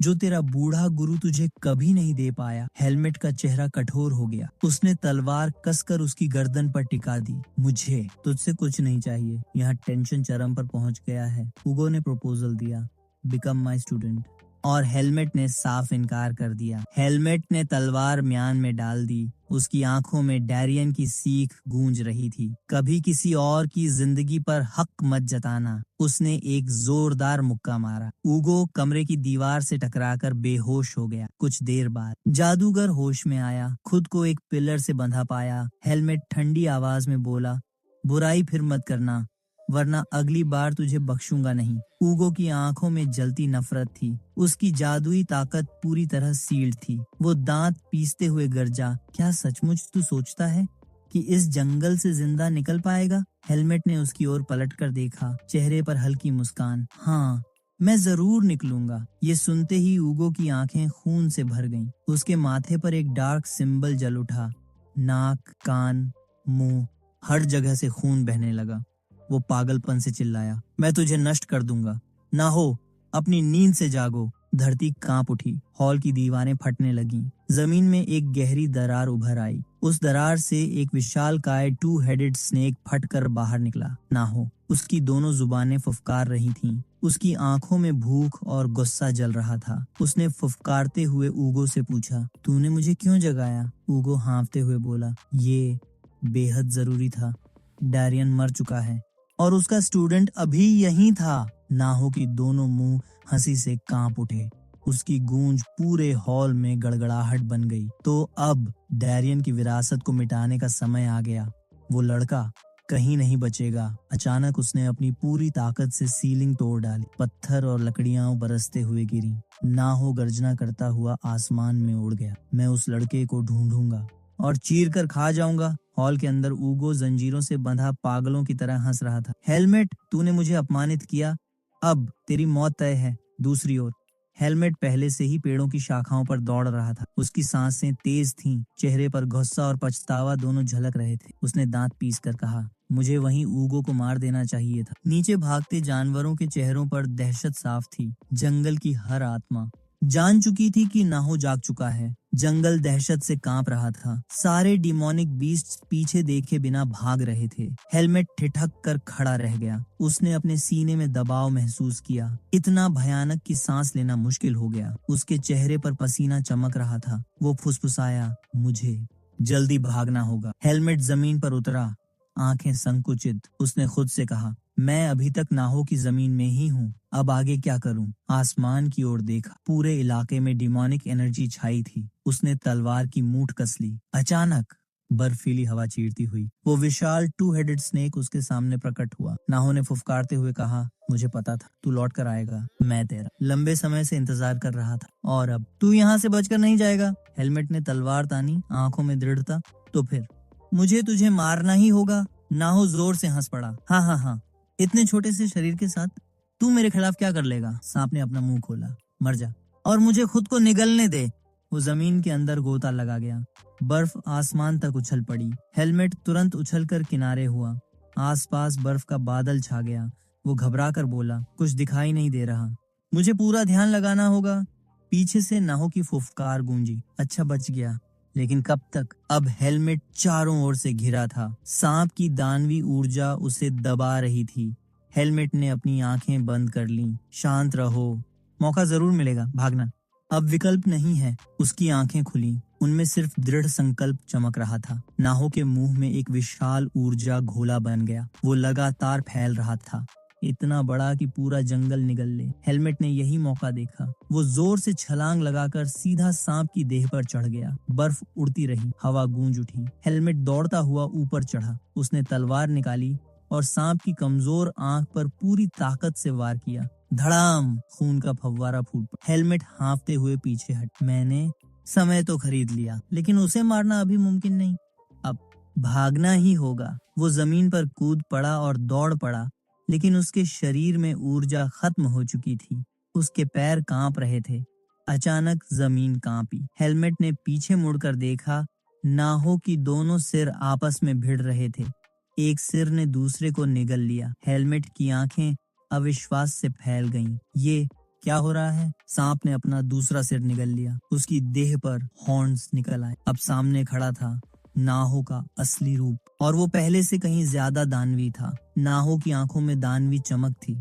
वो फुफकारा, मैंने अपनी बेकार हिस्से को मिटा दिया। अब मैं खुद तुझसे निपटूंगा, छोटे इंसान। अचानक एक ही झटके में नाहो ने हेलमेट पर हमला किया। हेलमेट ने तलवार से वार रोक तो लिया, लेकिन टक्कर इतनी जबरदस्त थी कि वो हवा में उछलकर दूर जा गिरा। वो अपनी पीठ के बल जमीन पर पड़ा हाँफ रहा था। जंगल के बीचों बीच नाहो खड़ा था, भयानक और अडिग। सांप ने गुस्से में दहाड़ा। इंसान ऐसा वार झेलकर कैसे छिप सकता है? कहाँ हो तुम, निकम्मे इंसान? उसका सिर झुका। वो गुर्राया, अब दूसरी आंख न होने से तुम्हें ढूंढना मुश्किल होगा, लेकिन मैं तुम्हें फिर भी खोज निकालूंगा। उसकी आवाज पूरे जंगल को हिला रही थी। हेलमेट पेड़ से टिक कर बैठा था, सांसें तेज, चेहरा लहूलुहान। उसने दांत भींचकर कहा, ये सांप मेरी सोच से कहीं ज्यादा ताकतवर है। मैं सिर्फ एक वार कर पाया, वो भी बेकार। वो कांपते पैरों से खड़ा हुआ। अब मुझे भागना होगा। लेकिन तभी उसने अपने पीछे डीमोनिक एनर्जी का दबाव महसूस किया। सामने से नाहो की हंसी गूंजी। आखिरकार मैंने तुम्हें ढूंढ लिया, छोटे आदमी। हेलमेट की आंखें चौड़ी हो गईं। उसने तलवार कसकर पकड़ी। मैं ऐसे मरना नहीं चाहता, मैं जिंदा रहूंगा। वो वार करने ही वाला था कि अचानक उसके सामने एक छाया आ खड़ी हुई। वो थी एल्गा। उसने अपने शरीर से हेलमेट को ढक लिया। नाहो की दोनों आंखों में हैरानी चमकी। ओह एल्गा, कितने साल बाद मिल रही हो? एल्गा ने गुस्से से फुफकारा। नाहो, हेलमेट चिल्लाया। एल्गा! लेपर्ड का शरीर सुनहरी ऊर्जा से लिपटा। वो इतनी तेज थी कि हेलमेट की आंखें चकाचौंध हो गईं। एल्गा ने उसकी ओर देखकर मुस्कुराई। मुझे खुशी है कि तुम अब भी जिंदा हो, बाकी मुझे संभालने दो। हेलमेट ने तलवार तानी। नहीं, मैं भी लड़ूंगा। लेकिन एल्गा ने सख्ती से कहा, तुम्हें भागना होगा, तुम्हें वो आजादी पानी होगी जिसके लिए तुमने सपना देखा है। हेलमेट का दिल दहल गया। उसकी आंखों में आंसू तैरने लगे। एल्गा गर्जी, अपनी ताकत मेरे लिए मत बर्बाद करो, बस भागो यहाँ से। हेलमेट रुका, फिर उसने हाथ जोड़कर फुसफुसाया, धन्यवाद एल्गा, और फिर वो पूरे दम से भाग पड़ा। जंगल कांप उठा। एल्गा और नाहो आमने सामने थे। नाहो ने हंसते हुए कहा, हाँ हाँ हाँ दोस्ती, कितना गंदा मजाक है ये, तुम दोनों मुझे घृणा दिलाते हो। एल्गा ने नजरें तरेरी। जो करना है कर, मैं बस वही कर रही हूँ जो करना जरूरी है। नाहो का चेहरा दानवी ऊर्जा से विकृत हो गया। वो गरजा, तुम खुद मेरे पास आई हो एल्गा, अब मैं तुम दोनों से एक साथ छुटकारा पाऊंगा। एल्गा ने गहरी सांस छोड़ी। उसकी आंखों में जंगली क्रोध था। पहले 2 सिरों के साथ भी मुझे नहीं हरा पाया, अब एक सिर में क्या कर लेगा? दोनों दानवी शक्तियां टकराईं। जंगल गूंज उठा। हेलमेट जंगल के किनारे खड़ा था, थका हुआ, तलवार हाथ में लिए। उसकी आंखें उस दिशा में टिकी थीं जहां उसकी किस्मत तय हो रही थी। हेलमेट कई दिनों से भटक रहा था। जंगल की जमीन पर सिर्फ जानवरों की लाशें पड़ी थीं। वो सोच रहा था, आखिर ये मॉन्स्टर्स कब खत्म होंगे? वो थका हुआ मगर मजबूत खड़ा था। उसने कहा, कई दिन हो गए नाहो की लैंड छोड़े हुए। ये छोटे छोटे दैत्य तो उसके सामने कुछ भी नहीं है। अगर मैं एल्गा और डारियन से ना मिला होता तो कभी इस जंगल में जिंदा नहीं रह पाता। हेलमेट ने तलवार जमीन पर गाड़ दी। उसकी आंखों में दृढ़ता थी। ये दूसरा मौका कभी नहीं मिलेगा एल्गा और डारियन के लिए। मुझे इस जंगल से बाहर निकलना ही होगा। वो अब एक वाटरफॉल के सामने खड़ा था। उसने महसूस किया कि यह जमीन एल्गा की टेरिटरी से अलग थी। यहाँ डिमोनिक एनर्जी नहीं थी, लेकिन उसके सीने का सीड ऑफ डार्कनेस अजीब तरह से प्रतिक्रिया कर रहा था। वो सोच में डूबा था, तभी उसके हाथ में एक पंख गिरा। हेलमेट ने चौंक कर ऊपर देखा। अचानक हवा का तूफान उठा। एक जायंट बर्ड आकाश से नीचे उतरा। हेलमेट ने अपनी आंखें ढक लीं। उसने देखा एक विशालकाय डीमन बर्ड। पक्षी की आंखें चमक उठी। उसने पूछा, कौन हो तुम और मेरी जमीन पर क्यों आए हो? हेलमेट ने गंभीरता से उसकी ओर देखा। मेरा नाम हेलमेट है, बर्ड ने अपना परिचय दिया। मैं अजेला हूँ, नॉर्थ की शासक। हेलमेट की सांसें थम गईं। उसे याद आया एल्गा ने कभी उसका जिक्र किया था। अजेला ने हेलमेट को गौर से सूंघा। उसने कहा, तुम्हारे खून की गंध के पीछे मुझे नाहों की सड़ांध महसूस हो रही है और तुम्हारे भीतर एल्गा का एहसास भी है। हेलमेट ने सीना तानकर जवाब दिया, हाँ, मैं एल्गा का परिवार हूँ। अजेला ने अपने पंख फैलाए। उसने गर्जना की, एल्गा का परिवार मेरी जमीन पर, ये कैसी हिमाकत है? हेलमेट ने घबराकर कहा, एल्गा ने मुझे यहाँ भेजा नहीं है, मैं अपने कारणों से आया हूँ।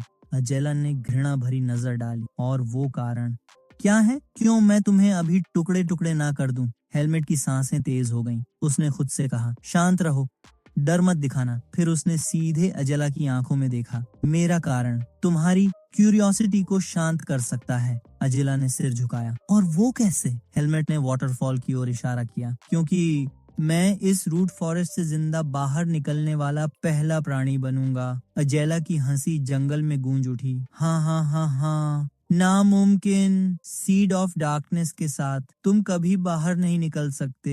हेलमेट गंभीर खड़ा रहा। उसकी आंखों में डर नहीं, बस विश्वास था। अब हेलमेट डिमोनिक बीस्ट से अलग नहीं लग रहा। उसने हाथ उठाकर कहा, मुझे कोशिश करने दो, क्योंकि इस मुकाम तक सिर्फ मैं ही पहुंचा हूँ। अजेला गर्व से खड़ी रही। हेलमेट ने दृढ़ आवाज में कहा, मैं इस बैरियर को तोड़ने की कोशिश करूंगा, किस्मत आजमाऊंगा। बर्ड ने सिर ऊंचा उठाया। उसकी आंखों में तिरस्कार था। अफसोस, इतने सालों बाद मेरे सामने आया हुआ इंसान अगर ऐसे ही मर जाए तो अच्छा शिकार भी बेकार जाएगा। हेलमेट ने जवाब दिया, नए लोग हमेशा आएंगे, लेकिन इस तरह बाहर निकलने की कोशिश करने वाला सिर्फ मैं हूँ। उसकी आंखों में अटूट डिटर्मिनेशन चमक रहा था। कुछ पल सोचकर अजेला ने अपना सिर झुका लिया। तुम्हारी बातें असरदार हैं। अब मैं देखना चाहती हूँ, क्या तुम वाकई सफल होते हो? क्योंकि इस जंगल से बाहर निकलने की कोशिश करने की हिम्मत कोई बेवकूफ ही करेगा। वो धीरे धीरे हेलमेट के करीब आई। मुझे परवाह नहीं कि तुम मरते हो या बचते हो, लेकिन अगर सफल हुए तो रूट फॉरेस्ट से बाहर निकलने वाले पहले इंसान बनोगे। हेलमेट ने तुरंत जवाब दिया, और तब अजेला वो पहली डिमोनिक बीस्ट होगी जिसने मुझे ये करते देखा। बर्ड की आंखों में जिज्ञासा चमक उठी। ठीक है, मैं बैरियर तक तुम्हारी रक्षा करूंगी, लेकिन तुम्हारे लास्ट वर्ड्स क्या हैं? हेलमेट ने थोड़ी देर सोचकर कहा, एल्गा से कहना कि मैं जिंदा हूँ और जंगल से बाहर निकल गया। अजेला ने सिर हिलाकर कहा, तो तुम्हारी आखिरी चाहत है कि लेपर्ड यही सोचे? एक नीली ऑरा ने हेलमेट को घेर लिया। अजेला ने गर्व से कहा, स्पेशल चाइल्ड, मैं तुम्हारी ये इच्छा पूरी करूंगी। हेलमेट ने गहरी सांस ली और वाटरफॉल की ओर छलांग लगा दी। ये मेरा आखिरी मौका है, उसने सोचा। वो गहराई में डूबता चला गया। पानी का बहाव उसे पीछे धकेल रहा था। उसकी आंखों में केवल एक ही संकल्प था, मुझे बाहर निकलकर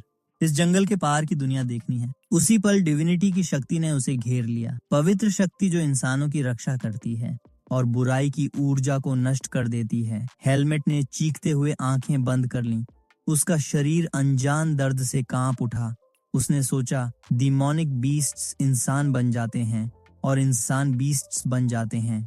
मेरे साथ क्या होगा? उसकी चेतना धीरे धीरे खो गई। दूसरी ओर जंगल के किनारे पर एक कैरावान चल रही थी। कई लोग गाड़ियों के साथ आगे बढ़ रहे थे। एक लड़के ने कहा, हम रूट फॉरेस्ट के करीब हैं, यहाँ आराम क्यों कर रहे हैं? सामने खड़ी लड़की टान्या ने पलटकर जवाब दिया, क्योंकि हमारी मंजिल अभी बहुत दूर है। लड़का घबरा गया। तान्या ने ठंडी आवाज में कहा, अगर थके हुए बीस्ट्स मिल गए तो चौथी रैंक के मर्सिनरीज को भी लड़ाई करनी पड़ेगी। अब रोना धोना छोड़ और जाकर पानी ले आ। लड़के ने बड़बड़ाते हुए गाली दी। तान्या ने गुस्से में एक किक मारी और उसे हवा में उड़ाकर फेंक दिया। तान्या ने गुस्से में उस बदजुबान आदमी पर चिल्लाते हुए कहा, जाकर पानी ले आ, सिर्फ मुंह मत चला। पिन पानी के बकेट्स लेकर तालाब के पास पहुंचा। वो झुककर पानी भरने लगा, लेकिन अचानक उसके चेहरे पर बेचैनी आ गई। उसने सोचा, ये जगह ठीक नहीं लग रही, जल्दी निकलना चाहिए। जैसे ही उसने बकेट उठाई, उसके अंदर कुछ अजीब एल्गी और ह्यूमन हेयर तैरते हुए दिखाई दिए। पिन की आंखें डर से फैल गईं। उसने चीख मारी, आ ये क्या है? उसकी चीख पूरे जंगल में गूंज उठी। हांफता हुआ पिन खाली हाथ भागकर ग्रुप के पास पहुंचा। लोगों ने पूछा, क्या हुआ?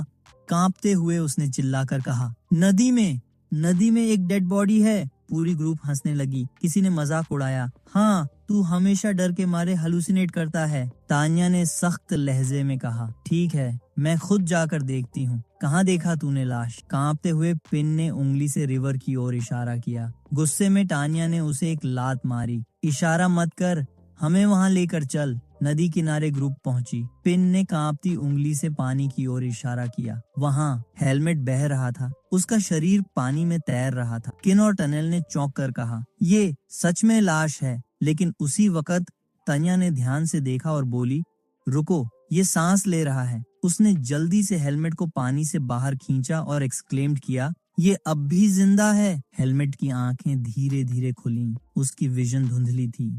कानों में लोगों की आवाजें गूंज रही थीं। क्या तुम मुझे सुन सकते हो? तान्या की आवाज आई। हेलमेट ने अपना सिर पकड़ लिया। उसे समझ नहीं आ रहा था कि वो सच में जंगल से बाहर निकल पाया या नहीं। उसकी आंखें धीरे धीरे ग्रुप पर टिक गईं। तान्या ने नरमी से कहा, डरने की जरूरत नहीं है। किस्मत अच्छी है कि हम तुम्हें मिल गए। तुम्हारा नाम क्या है?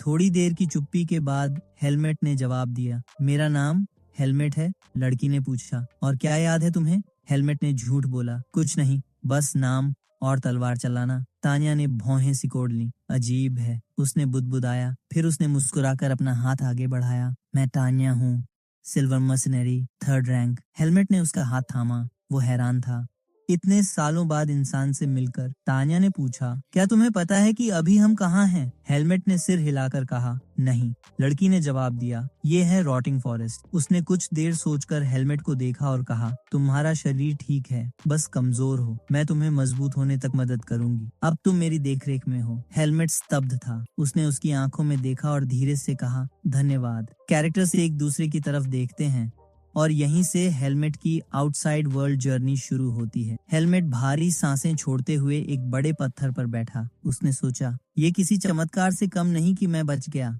अब मुझे बस रिकवर करने का वक्त चाहिए। उसने अपनी कांपती हुई हथेली को देखा, जो अब उस दिन से भी ज्यादा कमजोर लग रही थी जब उसने ट्रेनिंग शुरू की थी। हेलमेट ने अपने सीने पर हाथ रखा और बुदबुदाया, काश वो बैरियर सीड ऑफ डार्कनेस को मिटा देता, लेकिन ये अब भी मेरे अंदर है। अगर ये ना होता, शायद मैं कब का मर चुका होता। उसकी आंखों में गहरी सोच थी। अब मैं ह्यूमन वर्ल्ड में हूँ। किसी को भी इसके बारे में पता नहीं चलना चाहिए। मुझे प्रिटेंड करना होगा, एक आम इंसान की तरह। उसने अपने कपड़ों के अंदर से मेडालियन निकाला। उस पर नजर डालते हुए सोचा, मुझे इसका असली ओनर ढूंढना ही होगा, पर जल्दबाजी नहीं, सब समय पर होगा। डूबते सूरज को देखते हुए उसने गहरी सांस ली। ये तो बस पहला कदम था। मर्सेनरी ग्रुप हेलमेट को देखकर हैरान थी। स्नान करने के बाद उसका चेहरा इतना बदल गया था कि एक ने तो हैरानी से कहा, ये तो नोबलमैन जैसा लग रहा है।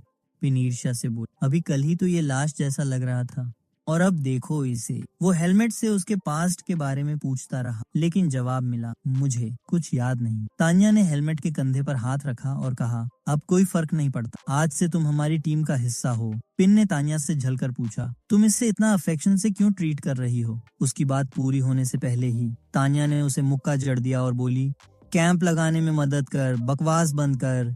फिर उसने हेलमेट की तरफ देखकर कहा, 4 दिन में हम सिटी पहुंचेंगे, फिर तुम्हें डॉक्टर के पास ले जाऊंगी। हेलमेट मुस्कुराकर बोला, धन्यवाद। तान्या संतुष्ट होकर उसके बालों को उलझाते हुए हंसी। आखिरकार तुम बोलना शुरू कर ही दिए। कुछ देर बाद मर्सिनरीज सामान समेट रहे थे। हेलमेट और पिटा हुआ पिन चुपचाप खड़े थे, कारवां चलते हुए।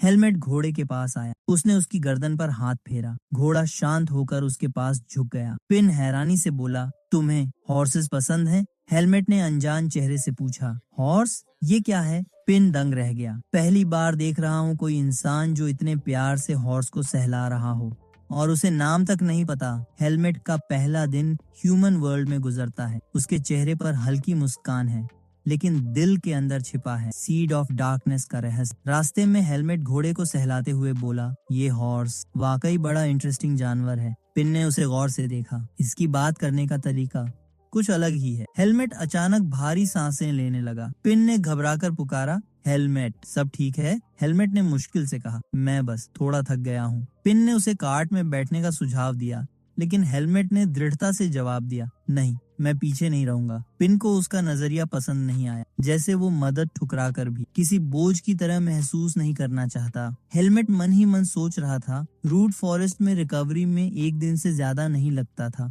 तो अब इतना थका क्यों हूँ? हेलमेट के सामने बैठा था एक चश्मिश डॉक्टर। उसने ठंडे स्वर में कहा, ये बिल्कुल हेल्थी है, ऐसे लोग जल्दी रिकवर हो जाते हैं। तानिया ने शक से पूछा, क्या आपने ठीक से एग्जामिन भी किया है? डॉक्टर नाराज होकर बोला, मैं दवा दे सकता हूँ और देख सकते हैं फर्क पड़ता है या नहीं, लेकिन ये लड़का फ्लिंट जैसा मजबूत है, पहले ही रिकवर हो चुका है। तानिया गुस्से में चिल्लाई, तुम शार्लेटन हो। डॉक्टर ने तुनक कर कहा, एमनीशिया? सर भी बिल्कुल हेल्थी है, बेहोशी जल्दी ही चली जाएगी, अब दवा लो और बाहर जाओ। उसकी आवाज गूंजी और सीन धीरे धीरे कट हुआ। हेलमेट और तानिया शहर की गलियों में चल रहे थे। हेलमेट के कदम अब भी भारी थे। तानिया ने नरमी से पूछा, क्या तुम सच में ठीक हो? चलना भी मुश्किल लग रहा है। हेलमेट ने हल्की मुस्कान दी। दवा लेने और टैवर्न में आराम करने के बाद अब सचमुच बेहतर हूँ। तानिया हंस पड़ी, तुम्हारी स्टैमिना वाकई कमाल की है। क्या तुम्हारे पास पहले कोई फेंसिंग टीचर था? हेलमेट ने थोड़े हिचकिचाते हुए कहा, जब मैं ब्लेड पकड़ता हूँ तो लगता है जैसे घर लौट आया हूँ। तानिया अचानक रुक गई। उसने उसकी ओर मुड़कर कहा, तो क्यों ना एक ड्यूल हो जाए? हेलमेट चौंक गया। ये ड्यूल? तानिया ने मुस्कुराकर हाथ बढ़ाया, डरने की जरूरत नहीं, मैं बस चाहती हूँ कि तुम्हें थोड़ा वार्म अप करने में मदद करूँ, शायद लड़ाई में तुम्हें कुछ याद भी आ जाए। हेलमेट ने उसकी तरफ देखा। तानिया सिल्वर रैंक की मर्सनरी है, सोसाइटी ऐसे लोगों को बहुत मानती है, लेकिन मुझे भी देखना होगा कि अब मेरा शरीर कितना सक्षम है। हेलमेट ने गंभीरता से सिर हिलाया। ठीक है, मैं तैयार हूँ। तानिया उसे ट्रेनिंग ग्राउंड्स पर ले गई। वहाँ वॉरियर्स और मर्सनरीज अभ्यास कर रहे थे। उसने मुस्कुराकर कहा, यहाँ ये आंखों के लिए भी ट्रीट है। जैसे ही तानिया और हेलमेट अंदर आए, उसके साथ ही मर्सनरीज पास आ गए। उन्होंने अभिवादन किया और हंसते हुए बोले, क्या तानिया ने सच में इसे ड्यूल के लिए चैलेंज किया है? सबके चेहरों पर क्यूरियोसिटी और मजाक की मिलीजुली मुस्कान थी। सीन यहीं फ्रीज होता है। पहला असली मुकाबला तानिया और हेलमेट के बीच होने वाला है। भीड़ में किसी ने ताना मारा, हेलमेट जरा संभल कर, कहीं अपना सुंदर फेस खराब न कर बैठे। ये सुनकर तानिया का चेहरा गुस्से से लाल हो गया। उसने ऑफेंडर्स की पिटाई कर दी और गुस्से में बोली, इनफ नॉनसेंस। उसने एक वुडन सोर्ड हेलमेट की तरफ फेंका। रूल सिंपल है, जो पहले जमीन पर गिरेगा वही हारेगा। हल्की सी मुस्कान के साथ उसने चिढ़ाया, पूरी ताकत से लड़ना, क्योंकि मैं वाइस कैप्टन हूँ। हेलमेट ने तलवार को देखा। अभी मेरी ताकत वापस नहीं आई है। स्टूपिड अटैक्स से कुछ नहीं होगा। उसने गहरी सांस ली और स्टैंस लिया। आसपास खड़े मर्सनरीज जोर जोर से चीयर करने लगे। तानिया तेजी से उस पर झपटी। हेलमेट ने उसके लेफ्ट में वीक स्पॉट देखा और वहीं वार किया, लेकिन तानिया ने मुस्कुराते हुए ब्लो पैरी कर लिया। मैं उससे कमजोर हूँ, ओपन फाइट में सरवाइव नहीं कर पाऊंगा। तानिया ने एक वर्टिकल स्ट्राइक मारा। हेलमेट ने तुरंत डॉज किया, लेकिन अगले ही पल एक और स्ट्राइक आ गया। वो भी उसने किसी तरह बचा लिया। तानिया ने जोर से सांस छोड़ी और अचानक अपना पैर घुमाया। उसका बूट सीधे हेलमेट के साइड में लगा। उफ! हेलमेट करा उठा। उसका शरीर रिएक्शन देने से पहले ही जड़ हो गया। तानिया बिजली की तरह आगे बढ़ी।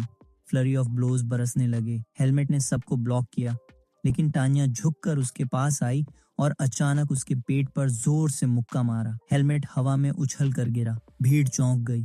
चारों तरफ सन्नाटा छा गया। हेलमेट ने धीरे से उठकर कहा, मैं हार मानता हूँ। तानिया मुस्कुराई। इतनी हैरानी? हार से इतना शौक? हेलमेट ने भारी सांसें लेते हुए कहा, बस अब और नहीं। मन ही मन उसने सोचा, उसकी टेक्निक और मूव्स डारियन से कमजोर थे, लेकिन मैंने हर मौका गंवा दिया। तानिया ने उसे हाथ से उठाया और कहा, गुड फाइट, तुमने कोशिश अच्छी की। हेलमेट ने नजरें झुका ली। उसे डारियन की बातें याद आईं। इंसानों की दुनिया को हल्के में मत लेना, यहाँ थर्ड रैंक भी मुझे हरा सकती है। पास खड़े मर्सनरीज ने हेलमेट को चीयर किया। चिल करो, तानिया हमारी स्क्वाड में भी फर्स्ट क्लास वॉरियर मानी जाती है। पहली बार में उसे हराना कोई उम्मीद भी नहीं करता। भीड़ से 2 आदमी आगे आए। एक लाल बालों वाला आदमी हंसते हुए बोला, मैं हूँ Fin, captain of this mercenary squad, second rank golden mercenary.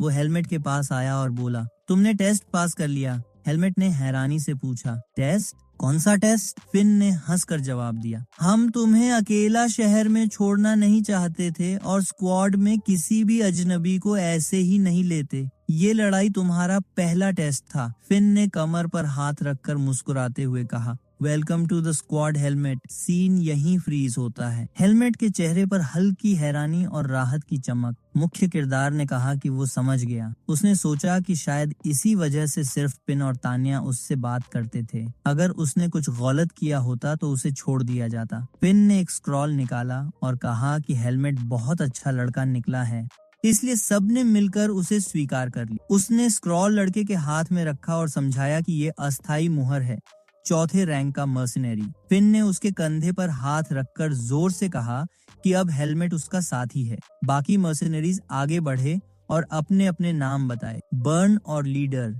तीसरे रैंक के मर्सिनरीज, मारोस और सीन ये भी तीसरे रैंक, पिन चौथे रैंक का मर्सिनरी। हेलमेट को दारियन की बात याद आई कि लोगों पर तुरंत भरोसा नहीं करना चाहिए। उसने फिन से पूछा कि उसे कितने समय तक इस टीम में रहना होगा, क्योंकि हो सकता है कि उसकी याददाश्त लौट आए और उसे एहसास हो कि उसे कहीं और जाना है। फिन ने थोड़ी देर सोचा, फिर कहा कि जो काम शुरू कर दिया है उसे कभी अधूरा नहीं छोड़ना चाहिए। उसने हेलमेट के कंधे पर फिर हाथ रखा। हेलमेट ने मन ही मन सोचा कि शायद टीम में रहना आसान होगा। उसने साथियों को देखते हुए सोचा कि शायद अब वो समझ पाएगा कि असली कॉमरेड्स किस काम आते हैं। उधर एक आदमी ने मेज पर हाथ मारा और बोला कि ये काम बहुत महत्वपूर्ण है। कई मर्सिनरीज उसके सामने खड़े थे। उसने कहा कि वो पहले ही रियायत दे चुका है एक चौथे रैंक को लेकर, और अब दूसरा नहीं चाहिए।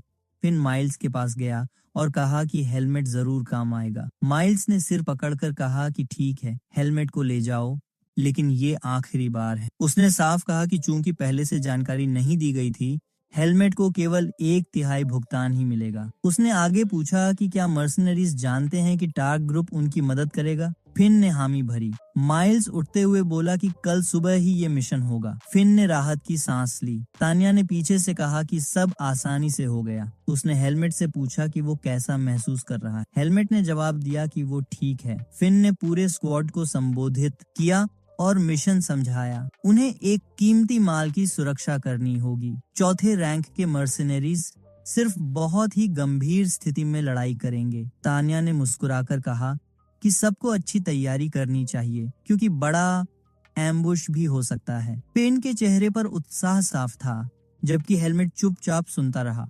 लीडर ने उसे बुलाया और कहा कि टार्क स्क्वाड की बातों को नजरअंदाज करना। मारोस ने जोड़ा कि उनका रिश्ता बहुत तनावपूर्ण है। फिन ने आखिरी बार सबको याद दिलाया कि वो सबको कल सुबह देखना चाहता है। हेलमेट ट्रेनिंग मैदान के बीच खड़ा था। उसके अंदर गुस्सा साफ दिखाई दे रहा था। हेलमेट को तान्या के साथ हुई ड्यूल याद आई।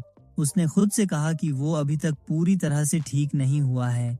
ये एक बेवकूफाना बहाना था। उसने थोड़ा आराम किया और सोचना जारी रखा कि वो अभी कमजोर है। उसने गहरी सांस ली। असली समस्या ये नहीं थी कि उसके पास शक्ति नहीं रही, बल्कि ये कि उसे बेसिक्स फिर से याद करने थे और अपने शरीर को शेप में लाना था। उसने तलवार निकाली और तय किया कि रूट फॉरेस्ट में जो पहली ट्रेनिंग की थी वही दोहरानी होगी। दूसरी तरफ मर्सनरीज का एक ग्रुप जंगल से होकर गुजर रहा था। फिन ने कहा कि कार्गो एस्कॉर्ट शुरू हो चुका है और किसी को भी अपनी सतर्कता नहीं खोनी चाहिए। तान्या ने अपनी टोपी सीधी की और बोली कि अब वे दिखाएंगे कि उनकी असली कीमत क्या है। पिन ने अपना पेट पकड़ते हुए कहा कि उसे वो सूप नहीं खाना चाहिए था। उसने हेलमेट से पूछा कि क्या वो संभाल पाएगा। हेलमेट ने मन ही मन सोचा कि पिन उसे नीचा दिखा रहा है। नाखुशी से उसने बड़बड़ाया कि वो संभाल लेगा। पिन ने उसके कंधे पर हाथ रखा और कहा कि बुरा मत मानो, वो बस उसकी चिंता कर रहा था। इस बीच मर्सिनरीज का एक दल गाड़ियों के पास पहुंचा। फिन ने माइल्स से कहा कि वे पहुंच गए हैं। माइल्स ने गाड़ियों की ओर इशारा करते हुए कहा कि यही उनका कार्गो है और इन्हें आखिरी चेन तक सुरक्षित पहुंचाना है। फिन ने स्क्वाड को आदेश दिया कि वे रियर गार्ड लें। पिन ने तान्या के स्क्वाड के मर्सिनरीज देखे। उनमें से एक ने पिन की ओर घूरा और उससे प्रोवोक करना शुरू कर दिया। उकसावे में आकर पिन गुस्से में आ गया। उस मर्सिनरी ने हेलमेट का अपमान करना शुरू कर दिया। हेलमेट चुप रहा। उसने सोचा कि इंसान और डेमोनिक बीस्ट्स में कुछ समानताएं हैं, जैसे कि दोनों को अपनी ताकत नापने की जरूरत होती है। उसने सोचा कि ये गुंडा शायद स्क्वाड का लीडर है लेकिन वो बहुत ताकतवर नहीं लग रहा था। गाड़ी का पीछा करते हुए हेलमेट ने तय किया कि इस आदमी पर नजर रखना सही होगा। कुछ दिन बीत गए। उस बुली ने पिन को जानबूझकर गिरा दिया। पिन जमीन पर गिर पड़ा और टार्क स्क्वाड हंसने लगी। गुस्से में पिन ने पूछा कि और कब तक वो ऐसा बर्दाश्त करेगा। टफनट नाम का बुली मुस्कुराया और बोला कि ये तो बस एक एक्सीडेंट था। उसके खतरनाक साथियों को देखकर पिन चुप हो गया। हेलमेट आगे आया और पिन को उठने में मदद की। बुली ने हेलमेट पर गालियां फेंकी, मगर उसने बस एक ठंडी नजर उसकी तरफ डाली और पिन को लेकर आगे बढ़ गया। टार्क स्क्वाड इससे खुश नहीं थी। उनके बीच से एक मर्सनरी ने कहा कि हेलमेट कुछ अजीब है और शायद उसे गुस्सा दिलाना ठीक नहीं होगा। लेकिन बुली ने ताना मारा कि हेलमेट कुछ नहीं कर सकता, क्योंकि वो तीसरे रैंक का मर्सनरी था जिसे चोटिल हाथ की वजह से चौथे रैंक में गिरा दिया गया था। दूसरे मर्सनरी ने विरोध किया और कहा कि असली वजह उसकी शराब पीकर की गई लड़ाइयां थीं। ये सुनकर बुली भड़क उठा। उसने उस आदमी की कॉलर पकड़ ली और हिंसा की धमकी देने लगा। उसका गुस्सा काबू से बाहर था। वो मानता था कि उसकी गिरावट के लिए उसका भाई ही जिम्मेदार था। दूसरा रैंक मिलने के बाद क्लब अपने भाई को नीचा देखने लगा था। गुस्से में उसने चिल्लाकर कहा कि हेलमेट उसे काफी समय से खटक रहा है और अब तो उसे नजरअंदाज भी करने लगा है। उसने अपने साथी की कॉलर छोड़ दी और पूरे ग्रुप की तरफ देखा। उसके चेहरे पर एक शातिर मुस्कान थी। उसने वादा किया कि अगर वे सब उसका साथ देंगे तो उन्हें बहुत मजा आएगा। पिन गुस्से में आकर एक पत्थर फेंक बैठा। वो इस बुली से परेशान हो चुका था। उसे समझ नहीं आया कि तीसरे रैंक वाला क्लब चौथे रैंक वाले हेलमेट के साथ क्यों रखा गया था। हेलमेट चुपचाप पिन की शिकायतें सुनता रहा। फिर उसने सोचा थोड़ा पानी ले आऊं और मन ही मन कसम खाई कि वो अब इस बदतमीज की हरकतें और बर्दाश्त नहीं करेगा। पिन नाराज कदमों से नदी की तरफ चला गया। हेलमेट ने उसकी पीठ की तरफ देखा। पिन नदी के पास पहुंचा और बड़बड़ाया कि ये जगह बहुत दूर है। उसने बाल्टी में पानी भरा और सोचा कि ये कल तक के लिए काफी होगा। तभी उसके पीछे लोगों की आहट हुई। हंसी की आवाज सुनकर वो चौंक गया। पलट कर देखा तो सामने मुस्कुराता हुआ कल्ब और उसके साथी खड़े थे। पिन डर गया। कल्ब ने डरावनी आवाज में कहा कि ये जगह बातचीत के लिए बहुत सही है। कुछ देर बाद पिटा हुआ पिन जमीन पर पड़ा था और कल्ब उसके ऊपर पैर रखे हुए उसे गालियां दे रहा था। उसने हेलमेट का नाम लिया। पिन ने दांत भींचकर विरोध किया। कल्ब ने जोर से कहा कि वो हेलमेट को बुला रहा है। तभी मर्सनरीज ने हेलमेट को पकड़कर सामने खड़ा कर दिया। हेलमेट ने सब देखा और चुपचाप खड़ा रहा। उसने सोचा कि इंसानों की दुनिया जंगल से बिल्कुल अलग नहीं है। पिन को देखते हुए उसने समझा कि इंसान भी जानवरों की तरह ताकत से अपनी हैसियत साबित करते हैं। उसका सिर झुक गया। उसे याद आया कि डैरियन ने कहा था, ऐसे लोगों पर कभी भरोसा मत करना। कल्ब अपनी जीभ फेरते हुए जैसे आनंद ले रहा था। अब हेलमेट चारों तरफ से मर्सनरीज से घिरा था। उसने उठकर सोचा कि उसकी शक्ति अभी जागी नहीं है और ये उसे चिंता में डाल रही थी। लेकिन उसने तलवार की ओर हाथ बढ़ाया। उसे याद आया कि कैसे उसने 2 सिर वाले सांप से लड़ाई की थी। आंखें सिकोड़कर उसने तय किया कि पहले खुद को बचाना है और कमजोरों को गिराना है। अगर वो असफल हुआ तो दारान की तकनीक का इस्तेमाल करेगा। 3 मर्सनरीज उस पर झपट पड़े। एक के चेहरे पर उसका वार पड़ा और उसका दांत टूट गया। बाकी 2 दंग रह गए। तभी तानिया उनके बीच में आ खड़ी हुई। कल्ब हैरान रह गया। तानिया ने ठंडी आवाज में पूछा कि टार्क की स्क्वाड क्यों वैनगार्ड मर्सनरी स्क्वाड को परेशान कर रही थी। मुस्कुराते हुए कल्ब बोला कि वे तो बस थोड़ी बातचीत कर रहे थे। तानिया ने उसका झूठ काट दिया और कहा कि उसने अपनी आंखों से देखा कि वे हेलमेट पर हमला कर रहे थे। बोली ने हंसकर कहा कि ये तो मर्दों की मजाक मस्ती थी और एक औरत इसे समझ ही नहीं सकती। तानिया का चेहरा बदल गया। उसने चेतावनी दी कि अगर जुबान नहीं संभाली तो वो उसे खो बैठेगा। फिर उसने हेलमेट की तरफ देखा और आदेश दिया कि वो पिन को संभाले। बाकी मर्सनरीज को उसने ताना मारते हुए चौथे रैंक वाले कहकर उनकी हैसियत याद दिलाई। कल्ब ने गुस्से में जवाब दिया कि वो तीसरे रैंक का है। तानिया ने मजाक उड़ाते हुए कहा कि अब तो वो चौथे रैंक का है। बुली का चेहरा मरोड़ गया। लड़की ने सख्ती से चेतावनी दी कि ये फिर नहीं होना चाहिए और अगले बार ये मामला इतनी आसानी से खत्म नहीं होगा। कल्ब ने हाथ झटकते हुए अपने साथियों को पीछे आने का इशारा किया। वे सब चले गए। पिन रो रहा था। तानिया ने उसके सिर पर हाथ फेरा और उसे दिलासा दिया। उसने कहा कि ये आखिरी बार नहीं होगा। गहरी सांस लेकर उसने सोचा कि उसकी स्क्वाड कितनी बेरहम है। जो चौथे रैंक वालों की लड़ाई में दखल तक नहीं देती। फिर भी उसने बेचारे पिन को शांत करने की कोशिश की। रात ढल चुकी थी। हेलमेट तलवार से अभ्यास कर रहा था। उसके आसपास गिरे हुए पेड़ पड़े थे। उसने तय किया कि आज के लिए इतना काफी है। शरीर को देखते हुए उसने महसूस किया कि पिछले हफ्ते में वो काफी हद तक फिर से फॉर्म में आ चुका है। उसने तलवार पकड़ते हाथ को गौर से देखा और सोचा कि वो अभी शक्ति इस्तेमाल करने के लिए तैयार नहीं है।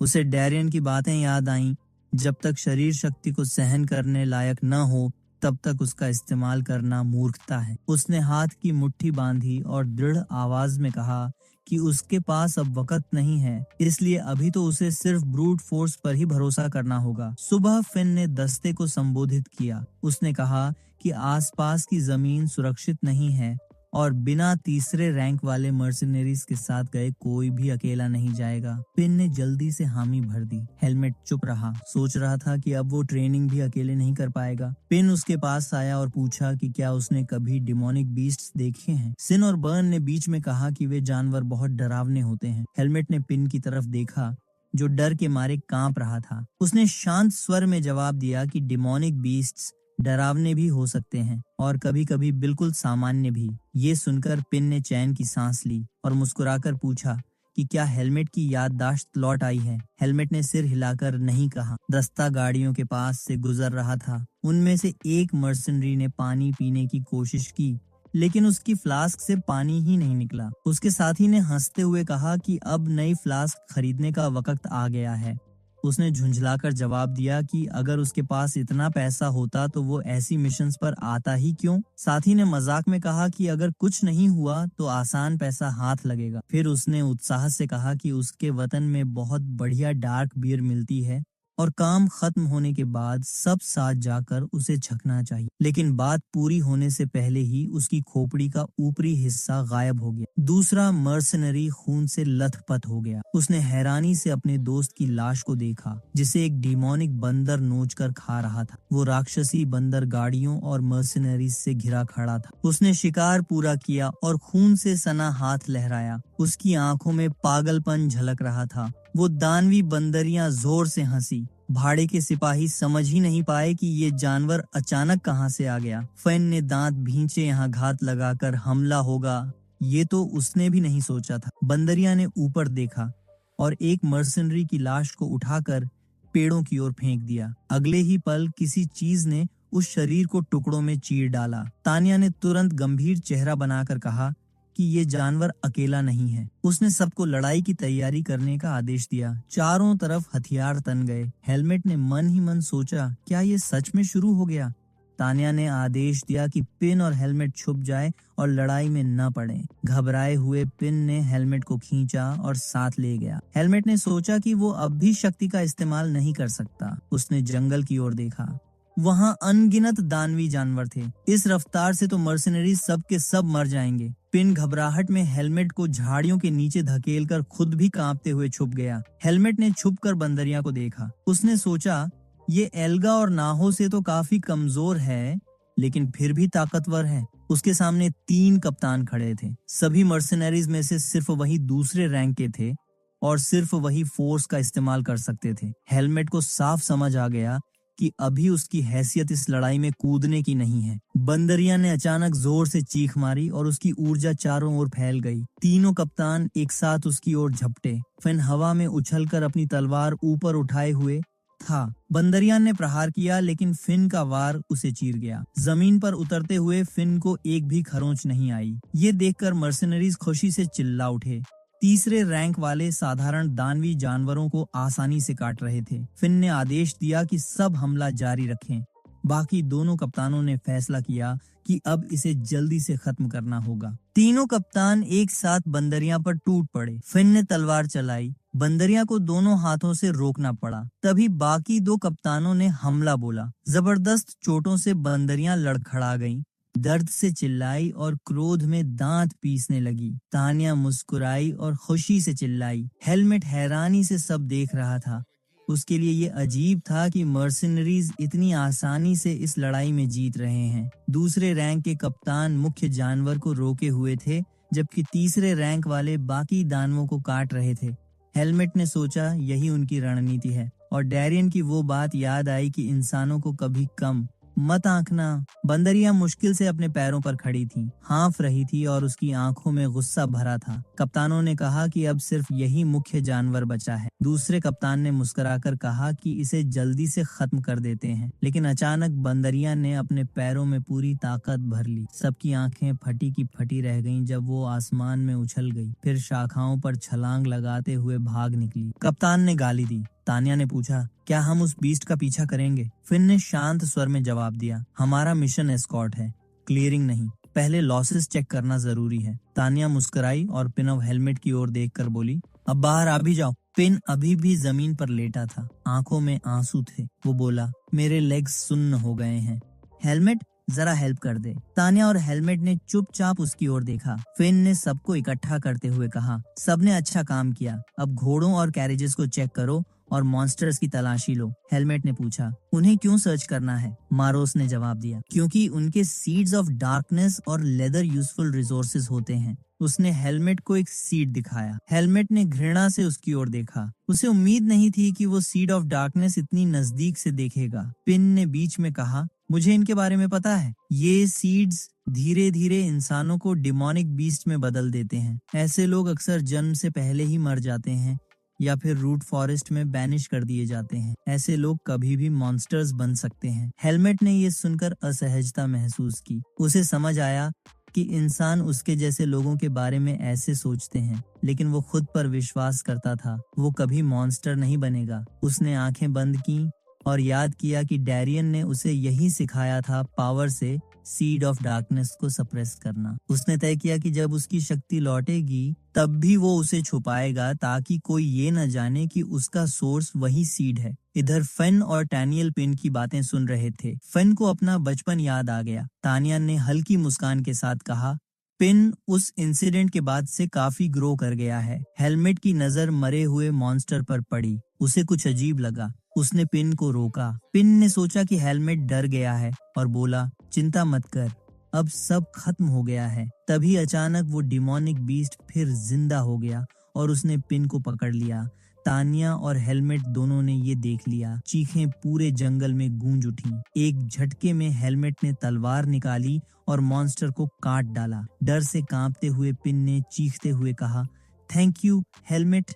तू ठीक है ना? हेलमेट ने तलवार को ध्यान से देखा। उसने सोचा कि ये वार वैसा नहीं था जैसा वो अब तक प्रैक्टिस कर रहा था, जैसे उसकी शक्ति धीरे धीरे वापस लौट रही हो। सिन ने हंसते हुए कहा, मुझे पता था हेलमेट पिन जैसा बिल्कुल नहीं है। चल, तेरे लिए आज डबल सूप बनाऊंगा ग्रेटिट्यूड में। तानिया चुप खड़ी रही। उसकी आंखें हैरानी से फैल गई थीं। उसे साफ दिखा था कि हेलमेट ने अभी पावर का इस्तेमाल किया। बाद में हेलमेट अकेला जंगल में बैठा था। उसके चारों तरफ हल्की ऊर्जा लहरों की तरह फैल रही। हेलमेट ने मॉन्स्टर की लाश को ध्यान से देखा और समझ गया कि उसकी पावर जाग चुकी है। उसने सिर हिलाया। वो एक इंस्टिंक्टिव तलवार का स्विंग था जिसने उसकी शक्ति को अवेकन कर दिया था। अपनी ताकत देखकर उसने सोचा कि पूरी तरह रिकवर होने में अभी कुछ दिन लगेंगे। उधर पिन उसे ढूंढ रहा था। वो चिल्लाया, हेलमेट वापस आ!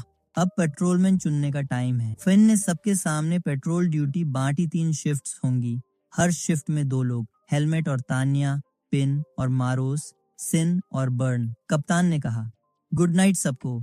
और पेट्रोलमैन अपनी पोस्ट पर सोना मत। हेलमेट अपनी शिफ्ट पर खड़ा सोच रहा था कि एस्केप्ड मॉन्स्टर की प्रेजेंस उसे महसूस हो रही है। वो जानता था ये फोर्स की वजह से है। तानिया उसके पास आई और पूछा, थक तो नहीं गए? नेक्स्ट शिफ्ट को उठा देना और जाकर सो जाओ। हेलमेट ने हाँ में जवाब दिया, लेकिन मन में सोचा कि शायद जानवर सबके सोने का वेट कर रहे हैं, इसलिए उसे एरिया एक्सप्लोर करना चाहिए। दूर से कैल्ब ने उसे जाते देखा। उसके चेहरे पर एक गंदी मुस्कान आई। यही मेरा चांस है। हेलमेट अकेले एक जगह रुका। उसने तलवार निकाली और सोचा, कल तक मेरी ताकत पूरी तरह लौट आएगी। अचानक फुटस्टेप्स सुनाई दी। उसने ऑरा से समझ लिया कि ये इंसान है। पीछे से कैल्ब आया। उसने ताने मारते हुए कहा, अकेले चलना डेंजरस है, चल मैं ट्रेनिंग में हेल्प करता हूँ। हेलमेट ने ठंडे स्वर में कहा, मुझे अकेला छोड़ दे। कैल्ब हंसकर बोला, तानिया हर बार तुझे बचा नहीं पाएगी। तू बहुत ओवर कॉन्फिडेंट है। और मैं तुझसे ये क्वालिटी निकाल ही दूंगा। वो धमकियां देने लगा। हेलमेट शांत खड़ा था। उसने पलट कर कहा, बस इतना ही कर सकता है तू इंसान से ज्यादा डिमोनिक बीस्ट लगता है। अगर सच में इंसान है तो वैसा व्यवहार भी कर। कैल्ब पहले हंसा, फिर उसका गुस्सा फूट पड़ा। उसने अपना प्लास्टर तोड़ दिया और बोला, अब देख हायरार्की में असली ताकत किसकी है। उसने मुट्ठी उठाई। हेलमेट ने उसका वार सिर्फ हाथ पकड़कर रोक दिया और उसे घुटनों पर ला दिया। कैल्ब दर्द से चीख उठा। हेलमेट ने ठंडे स्वर में कहा, अगर तू हायरार्की पर इतना भरोसा करता है तो ओपोनेंट की ताकत पहचान और अपनी औकात जान। कैल्ब को यकीन ही नहीं हुआ कि ये हो रहा है। वो छुड़ाकर खड़ा हुआ और तलवार निकाल ली। उसने कई हमले किए, लेकिन हेलमेट ने बिना मेहनत के सब रिपेल कर दिए। कैल्ब ने गाली गलौज करते हुए डेथ विशेस चिल्लाए। तभी हेलमेट ने उसके सामने फोर्स का इस्तेमाल किया। कैल्ब को पहले समझ ही नहीं आया कि क्या हुआ। फिर अचानक उसके पैरों से खून फूट पड़ा।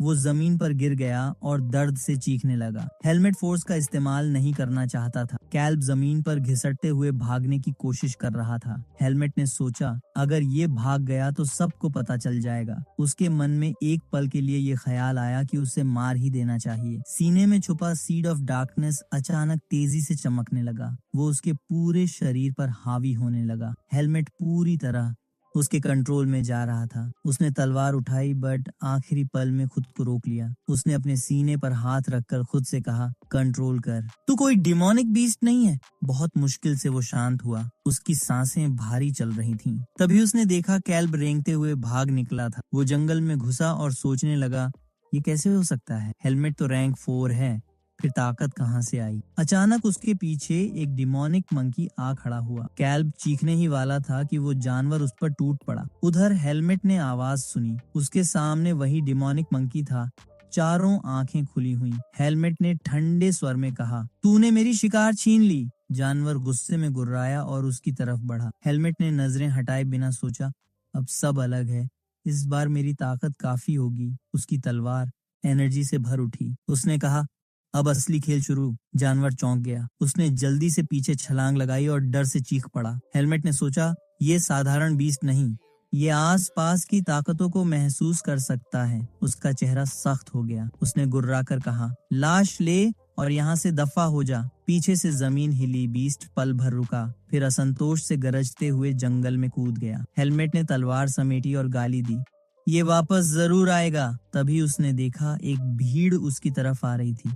उसने सोचा, अब मुझे सबको समझाना पड़ेगा। कप्तान ने पूछा, क्या कैल्ब मर गया? हेलमेट ने सिर हिलाया और बोला, हाँ, वो मेरा पीछा कर रहा था मुझे मारने के लिए। लेकिन तभी डिमोनिक बीस्ट ने हमला कर दिया। कैल्ब का भाई चुपचाप खड़ा रहा।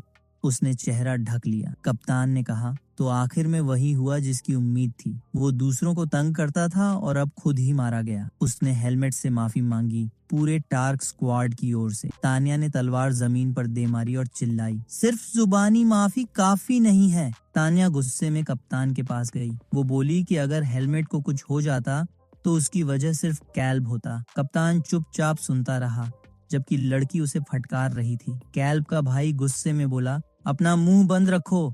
तानिया ने ठंडे स्वर में कहा, मुझे तुम्हारे भाई का अफसोस है, लेकिन अगर तुम्हारे दस्ते ने पहले ही उसकी अक्ल ठिकाने लगा दी होती तो ये सब नहीं होता। कैल्ब का भाई भड़क गया।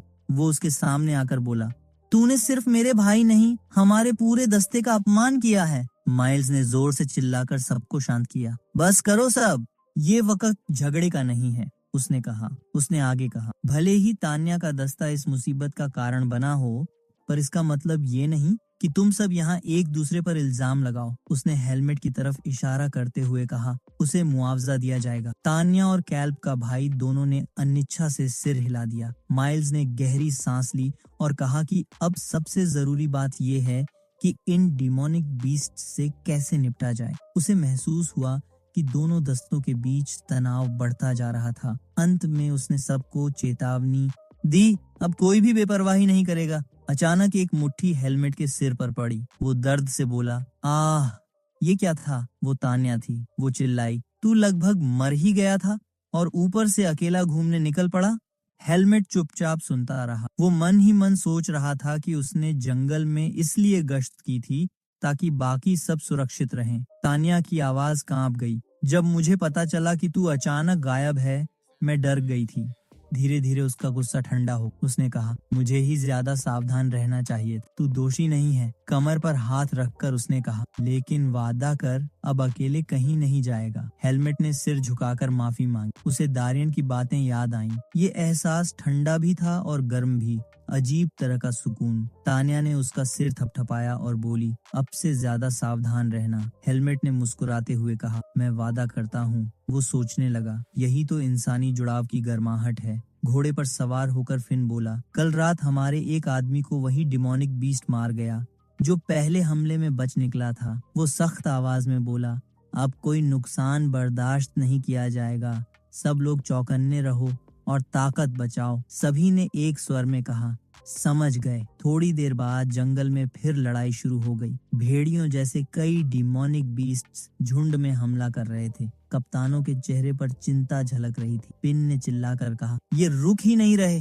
अगर ऐसे ही चला तो 2 दिन भी नहीं टिक पाएंगे। वो घबरा कर बोला, ये पीछे से हमला क्यों कर रहे हैं? हेलमेट ने कोई जवाब नहीं दिया। वो गहरी सोच में था। उसे मास्टर डिमोनिक बीस्ट की मौजूदगी महसूस हो रही थी। वो बहुत दूर था, लेकिन साफ तौर पर पूरे मर्सनरी कैंप को देख रहा था। छोटे छोटे मॉन्स्टर्स के हमलों से उन्हें धीरे धीरे थका रहा था। ऐसा लग रहा था जैसे वो डिमोनिक मंकी किसी बड़ी तैयारी में है। एक मर्सनरी अपने हाथ पर पट्टी बांध रहा था। आज का दिन तो जान लेकर ही जाएगा। हर किसी के कम से कम दर्जन भर जख्म हैं। उसका साथी बोला, अब ऐसी बातें करने का टाइम नहीं है। पहला हंस पड़ा, तू तो चुप कर, तुझे खुद ही तो पैर में काटा था। दोनों यूं ही बात कर रहे थे, जबकि पीछे फिन सब देख रहा था। उसके पीछे तान्या खड़ी थी। वो बोली, यूटर, मारोस और सिन सब घायल हैं और मॉन्स्टर अटैक्स रुक ही नहीं रहे। फिन ने गहरी सांस लेते हुए कहा, कम से कम सब जिंदा तो हैं और हेलमेट ऑफ पिन हमारी सोच से बेहतर कर रहे हैं। वो आगे बोला, हेलमेट पिन का अच्छे से ध्यान रख रहा है और वो बहुत फुर्तीला है, अटैक से बचना जानता है। तान्या कुछ बोलना चाहती थी, लेकिन फिन ने बीच में ही कहा, क्या तुझे नहीं लगता कि जानवर सिर्फ हमारे ग्रुप पर हमला कर रहे हैं? उसके चेहरे पर शक था। तान्या ने जवाब दिया, क्योंकि हमारे और वैनगार्ड के बीच पहले से ही तनाव है। वे लोग मदद नहीं करेंगे और हमने भी 3 लोग खो दिए हैं। फिन ने सिर हिलाया, तो अब हमें मिलकर ही इस नर्क से निकलना होगा। रात गिर चुकी थी। कहीं दूर एक गाड़ी के अंदर माइल्स और पॉल धीमी आवाज में बात कर रहे थे। माइल्स बोला, जानवर सिर्फ दस्ते के पिछले हिस्से पर हमला कर रहे हैं। पॉल ध्यान से सुन रहा। माइल्स ने कहा, अब तक सब संभल रहा है, लेकिन वैनगार्ड स्क्वाड ज्यादा देर नहीं टिकेगा। तान्या के दस्ते को उनकी मदद करनी चाहिए, भले ही आपस में मतभेद हों। सारे लोग चुप थे। कुछ देर बाद पॉल बोला, मैं इस बात से सहमत नहीं हूँ। माइल्स ने आंखें चौड़ी करते हुए पूछा, क्यों? कैल्ब का भाई, जो अब वैनगार्ड का हिस्सा था, ठंडे स्वर में बोला, वो लोग वैसे भी मरने वाले हैं। हमें सोचना है कि कैसे इम्पोर्टेंट कार्गो और वैगन्स को बचाकर बाहर निकाला जाए। माइल्स ने हैरानी से कहा, क्या तुम उन्हें चारे की तरह इस्तेमाल करना चाहते हो? पॉल ने ठंडेपन से कहा, कॉन्शियंस और ऑनर बहुत अच्छे लगते हैं सुनने में, लेकिन मौत सामने हो तो जीना ज्यादा जरूरी होता है। उसने आगे कहा, अगर बहुत से मर्सनरीज मर गए तो पूरा इन्वेस्टमेंट डूब जाएगा। मुआवजे और नुकसान की भरपाई नामुमकिन होगी। फिर वो बोला, अगर कोई और रास्ता है तो बताओ, नहीं तो हमें वही करना होगा जो जिंदा रहने के लिए जरूरी है। माइल्स ने गहरी सांस ली। उसका चेहरा बुझा हुआ था, पर उसे पता था अब कोई आसान रास्ता नहीं बचा। वो सोच में डूबा रहा, क्या मैं अपने ही साथियों को मरने के लिए छोड़ दूं, या सबको साथ लेकर इस मौत के जंगल से निकलने की कोशिश करूं? इस बीच वैनगार्ड डिटैचमेंट धीरे धीरे आगे बढ़ रहा था। जंगल की हवा में कुछ अलग था, भय, थकान और किसी बड़ी तबाही की आहट। जंगल के बीच तान्या ने थकी हुई आवाज में कहा, अब बहुत हो गया। ये हमले रुकने का नाम ही नहीं ले रहे। सब लोग थक चुके हैं और पता नहीं ये सब कब तक चलेगा। उसकी स्क्वाड चुपचाप पिछली लड़ाई की तरफ देख रही थी। तान्या बोली, ये बहुत ज्यादा था। फिन ने गंभीर आवाज में कहा, हाँ, अगर यही चलता रहा तो कुछ अच्छा नहीं होगा। अचानक आगे चल रही गाड़ियां तेजी से बढ़ने लगी। किसी को कुछ समझ नहीं आया। तान्या चिल्लाई, वो कहाँ जा रहे हैं? फिन का चेहरा एकदम बदल गया। वो दांत भींचते हुए बोला, समझ गया, मॉन्स्टर्स सिर्फ वैनगार्ड पर हमला कर रहे थे। उन्होंने हमें फंसाने के लिए छोड़ दिया है। कैप्टन ने जोर से गाली दी। साले हमें बेच गए। आसपास का जंगल गूंज उठा। हर तरफ से जानवरों की आवाजें आने लगी। फिन ने कहा, हमें धोखा दिया गया है। अब हम सिर्फ खुद पर भरोसा कर सकते हैं। हेलमेट चुपचाप खड़ा था। उसने मन ही मन सोचा, तानिया का डिटैचमेंट अब शायद नहीं बच पाएगा। और डिमोनिक बीस्ट्स ने उन्हें चारों ओर से घेर लिया। उसने धीरे से कहा, उन्होंने अपनी जान बचाई। फिर उसने सोचा, अब शायद सब जिंदा नहीं निकल पाएंगे। कैप्टन ने तलवार उठाते हुए चिल्लाया, सब तैयार हो जाओ, जानवर हमें घेर रहे हैं। थके हुए मर्सनरीज फिर से खड़े हो गए। किसी ने ताना मारा, हमारी मौत तो ऐसे ही होनी थी। यही हमारा पेशा है, दूसरे ने चिल्लाकर कहा। चुप कर, मैं ऐसे मरने वाला नहीं हूँ। उनकी बहस के बीच तान्या मुस्कुराई। पागल हो तुम सब। लेकिन उसकी आंखों में गर्व झलक रहा था।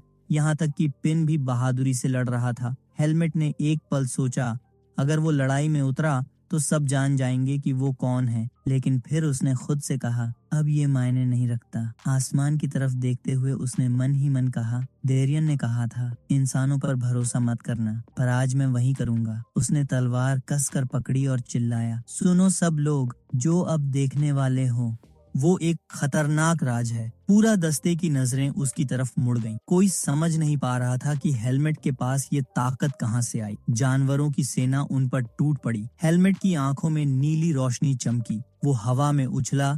उसके चारों ओर फोर्स एनर्जी घूमने लगी। उसने तलवार घुमाई। एक ही वार में दर्जनों राक्षस जमीन पर गिर पड़े। पूरा स्क्वाड हैरानी में खड़ा रह गया। हर किसी का मुंह खुला रह गया था। हेलमेट ने सभी डिमोनिक बीस्ट्स को बड़ी आसानी से खत्म कर दिया। उसके चेहरे पर हल्की मुस्कान आई। वो धीरे धीरे नीचे उतरा, फिर पीछे मुड़ा, जहां बाकी के डर से कांपते मॉन्स्टर्स अभी भी खड़े थे। उसने तलवार ऊपर उठाई, अब मेरी बारी है, और उसने एक ही वार में अपने सारे दुश्मनों को मिट्टी में मिला दिया। हेलमेट ने एक और डिमोनिक बीस्ट देखा। एक तेज वार में उसने उसे बीच से दो हिस्सों में काट दिया। उसने तलवार को धीरे धीरे म्यान में डाला और अपने शरीर को तिरस्कार भरी नजरों से देखा। वो अपने गिरे हुए दुश्मनों के बीच खड़ा था। चारों तरफ बस सन्नाटा था। पूरा वैनगार्ड डिटैचमेंट स्तब्ध था। किसी को समझ नहीं आ रहा था कि अभी क्या हुआ। हेलमेट ने तिरस्कार भरी आवाज में सोचा, ये डिमोनिक बीस्ट्स कितने दयनीय हैं। सिर्फ अपने साथियों की मौत के बाद ही भाग गए। पिन ने घबराकर पूछा, भाई तुमने ये कैसे किया? हेलमेट ने शांत आवाज में कहा, कुछ खास नहीं, बस थोड़ा रिकवर कर लिया। तानिया चुपचाप खड़ी रही। उसकी आंखों में अब भी वही दृश्य घूम रहा था जब उसने पहली बार हेलमेट की ताकत देखी थी। लड़का मुस्कुराया और पूछा, सब ठीक है ना? पिन और तानिया दोनों बस चुप रह गए। वे अब भी सोच रहे थे कि वो इंसान जिसे उन्होंने नदी से खींचकर बाहर निकाला था, वो इतना शक्तिशाली कैसे हो सकता है? फिन ने सिर हिलाया। उसकी आंखों में डिसबिलीफ था। वो बोला, ये तो अविश्वसनीय है।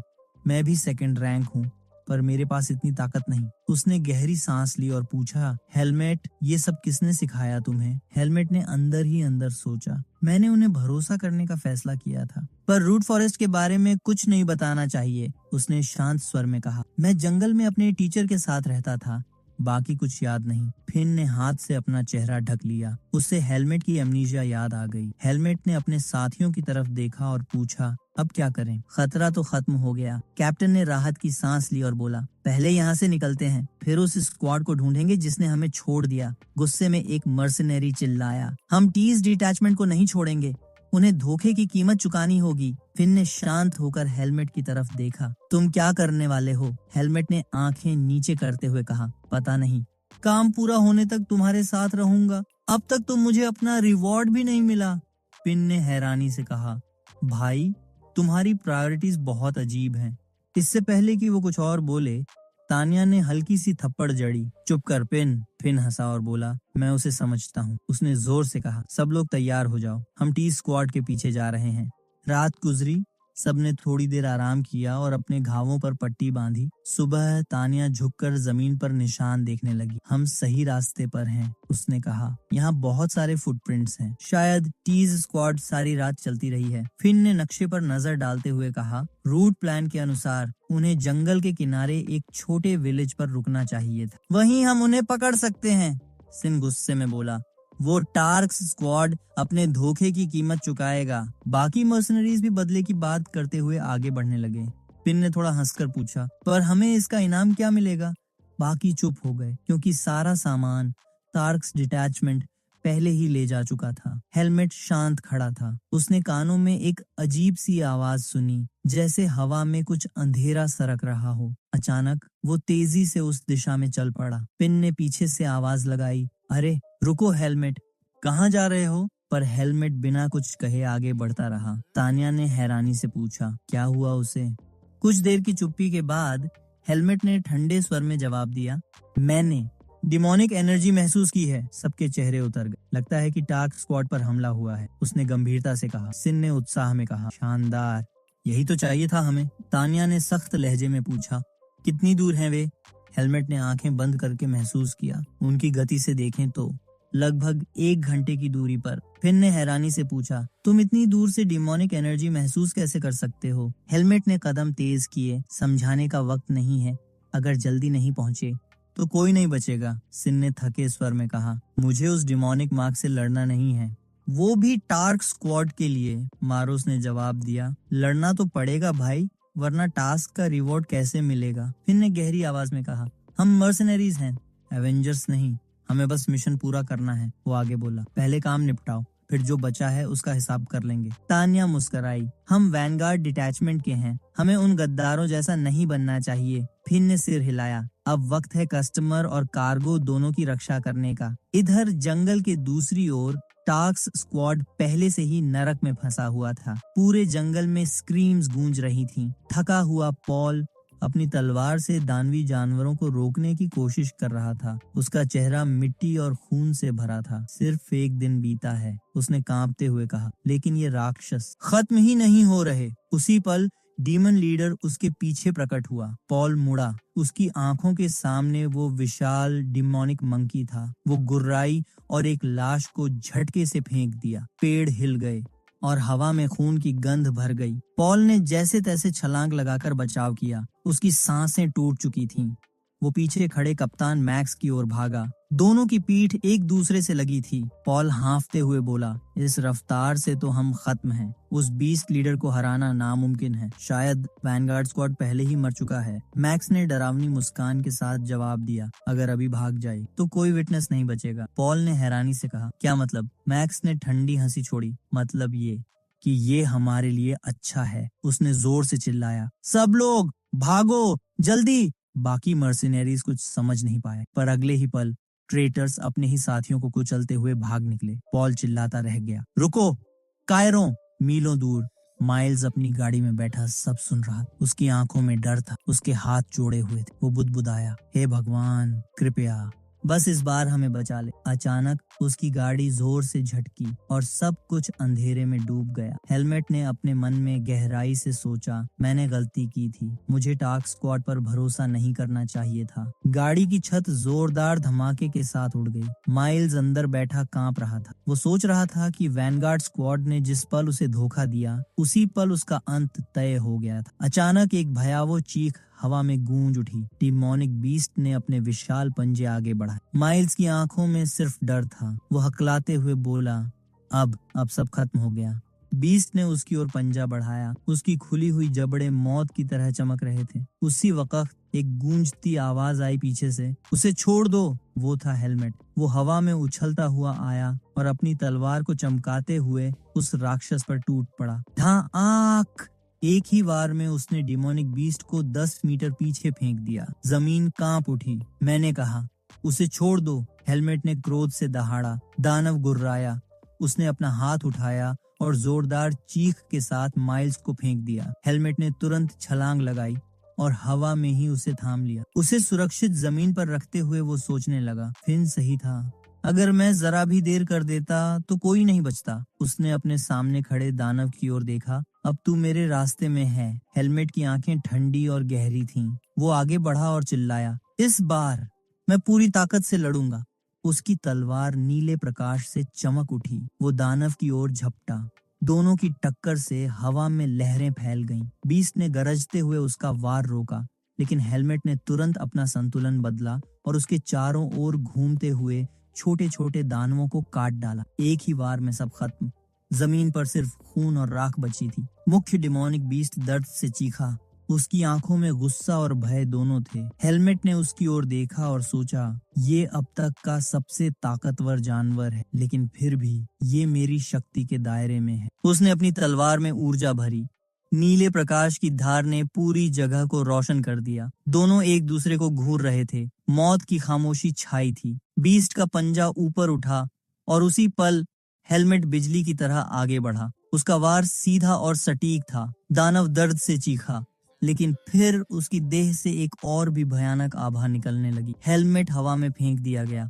वो गिरा, लेकिन तुरंत उठ खड़ा हुआ। उसने हैरानी से देखा, ये अपनी डिमोनिक एनर्जी को अब्सॉर्ब कर रहा है। ये माहौल की शक्ति सोख रहा है। दानव की ताकत कई गुना बढ़ चुकी थी। वो अब पहले जैसा नहीं था। हेलमेट ने अपने जबड़े भींचे। उसकी आंखें और गहरी हो गईं। ठीक है, अब खेल खत्म करते हैं। दूर जंगल में आवाजें गूंज रही थीं। वैनगार्ड डिटैचमेंट नजदीक आ रहा था। हेलमेट ने सिर घुमाकर देखा, वो लोग यहाँ पहुंचने वाले हैं और तब असली युद्ध शुरू होगा। हेलमेट का चेहरा गंभीर हो गया। उसे पता था, अगर अब बाकी मर्सनरीज उसकी मदद के लिए आगे आए तो वो सब मर जाएंगे। सामने खड़ी डिमोनिक मंकी ने भयानक गर्जना की।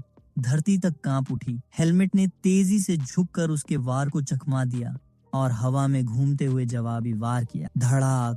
तलवार की धार हवा को चीरती हुई दानव के कंधे तक जा पहुंची। बीस्ट ने हल्की सी गुर्राहट, लेकिन उसकी आंखों में कोई असर नहीं था। वो उसे ठंडे भाव से देख रही थी। हेलमेट ने गहरी सांस ली। उसे महसूस हुआ, अगर वो अब तक की तरह फोर्स का इस्तेमाल करता रहा तो ये लड़ाई वो नहीं जीत पाएगा। मुझे और आगे बढ़ना होगा। बीस्ट चीखते हुए उसकी ओर झपटी। हेलमेट ने तलवार घुमाई।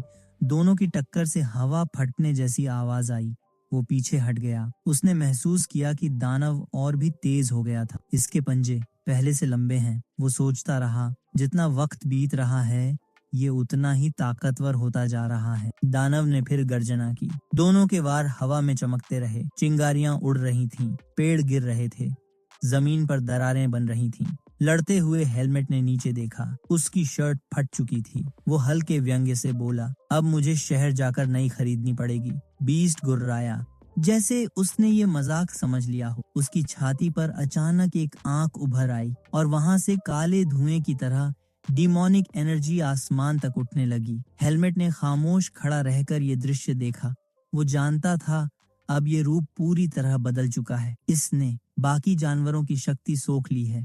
उसने धीरे से कहा। दानव ने एक भयंकर चीख मारी और हवा में उछल गया। हेलमेट ने ऊपर देखा। वो हमला पहचानता था। एक हल्की मुस्कान उसके चेहरे पर आई। ये चाल बिल्कुल वही है। तू मुझे नाहो की याद दिला रहा है। उसने तलवार को और कसकर पकड़ा। लेकिन चाहे जितनी भी ऊर्जा निगल ले, तू अभी भी नाहो से कमजोर है। दोनों ने एक दूसरे की ओर छलांग लगाई। आकाश में रोशनी की लकीरें खींच गईं। टक्कर इतनी जोरदार थी कि धरती फट गई। दूर से दौड़ते हुए वैनगार्ड स्क्वाड पहुंच। फिन ने चिल्लाया, हेलमेट, क्या तुम ठीक हो? जब वे पास पहुंचे, उन्होंने चारों ओर बिखरे डिमोनिक बीस्ट के शव देखे। फिन सन्न रह गया। क्या तुमने इसे अकेले मार डाला? हेलमेट ने सिर हिलाया। हाँ, बाकी सब पहले ही मारे जा चुके थे। फिन ने आसपास देखा। हर तरफ सिर्फ लाशें और जली हुई मिट्टी थी। वो बोला, ये इसलिए हारे क्योंकि वो डर गए थे। उन्होंने साथ छोड़ दिया और फिर ये जानवरों के सामने टिक नहीं सके। उसके चेहरे पर थकान और गुस्सा दोनों थे। टान्या ने दांत भींचे और बोली, जिसने अपने साथियों को धोखा दिया उसके अंदर न सम्मान बचा है, न इंसानियत। नारो ने जमीन की ओर इशारा किया। माइल्स, वो जिंदा है। फिर तुरंत भागा। कम से कम एक तो बच गया। चारों ओर फैले शवों और राख को देखते हुए वो बुदबुदाया, अब हमें यहाँ से निकलना होगा। ये जगह मौत बन चुकी है। माइल्स जमीन पर पड़ा था। उसकी आंखें बंद थीं। उसका चेहरा शांत, जैसे मर चुका हो। लेकिन फिर धीरे धीरे उसने आंखें खोली। उसने फिन को देखा और कांपती आवाज में बोला, मैं माफी चाहता हूँ। मैंने सबको धोखा दिया। उसकी आंखों से आंसू बह निकले। यहाँ तक कि मरते वक्त भी मैं माफी के सिवा कुछ नहीं दे सकता। फिन ने थके हुए चेहरे से आंखें बंद की और धीरे से कहा, आराम करो माइल्स, अब सब खत्म है। माइल्स ने कांपती आवाज में पूछा, ये कैसे मुमकिन है? वो सारे मॉन्स्टर्स कहाँ गए? फिन ने ठंडे स्वर में जवाब दिया, सब मारे जा चुके हैं। अब तुम्हारी जान को कोई खतरा नहीं है। माइल्स ने इधर उधर देखा। हर तरफ खून और जली हुई जमीन थी। वो समझ नहीं पा रहा था कि ये सब कोई सपना है या हकीकत। फिन ने मन ही मन याद किया, हेलमेट ने कहा था कि इस लड़ाई की असली ताकत और सच्चाई किसी को न बताई जाए, इसलिए वो चुप रहा। माइल्स ने धीरे धीरे उठने की कोशिश की।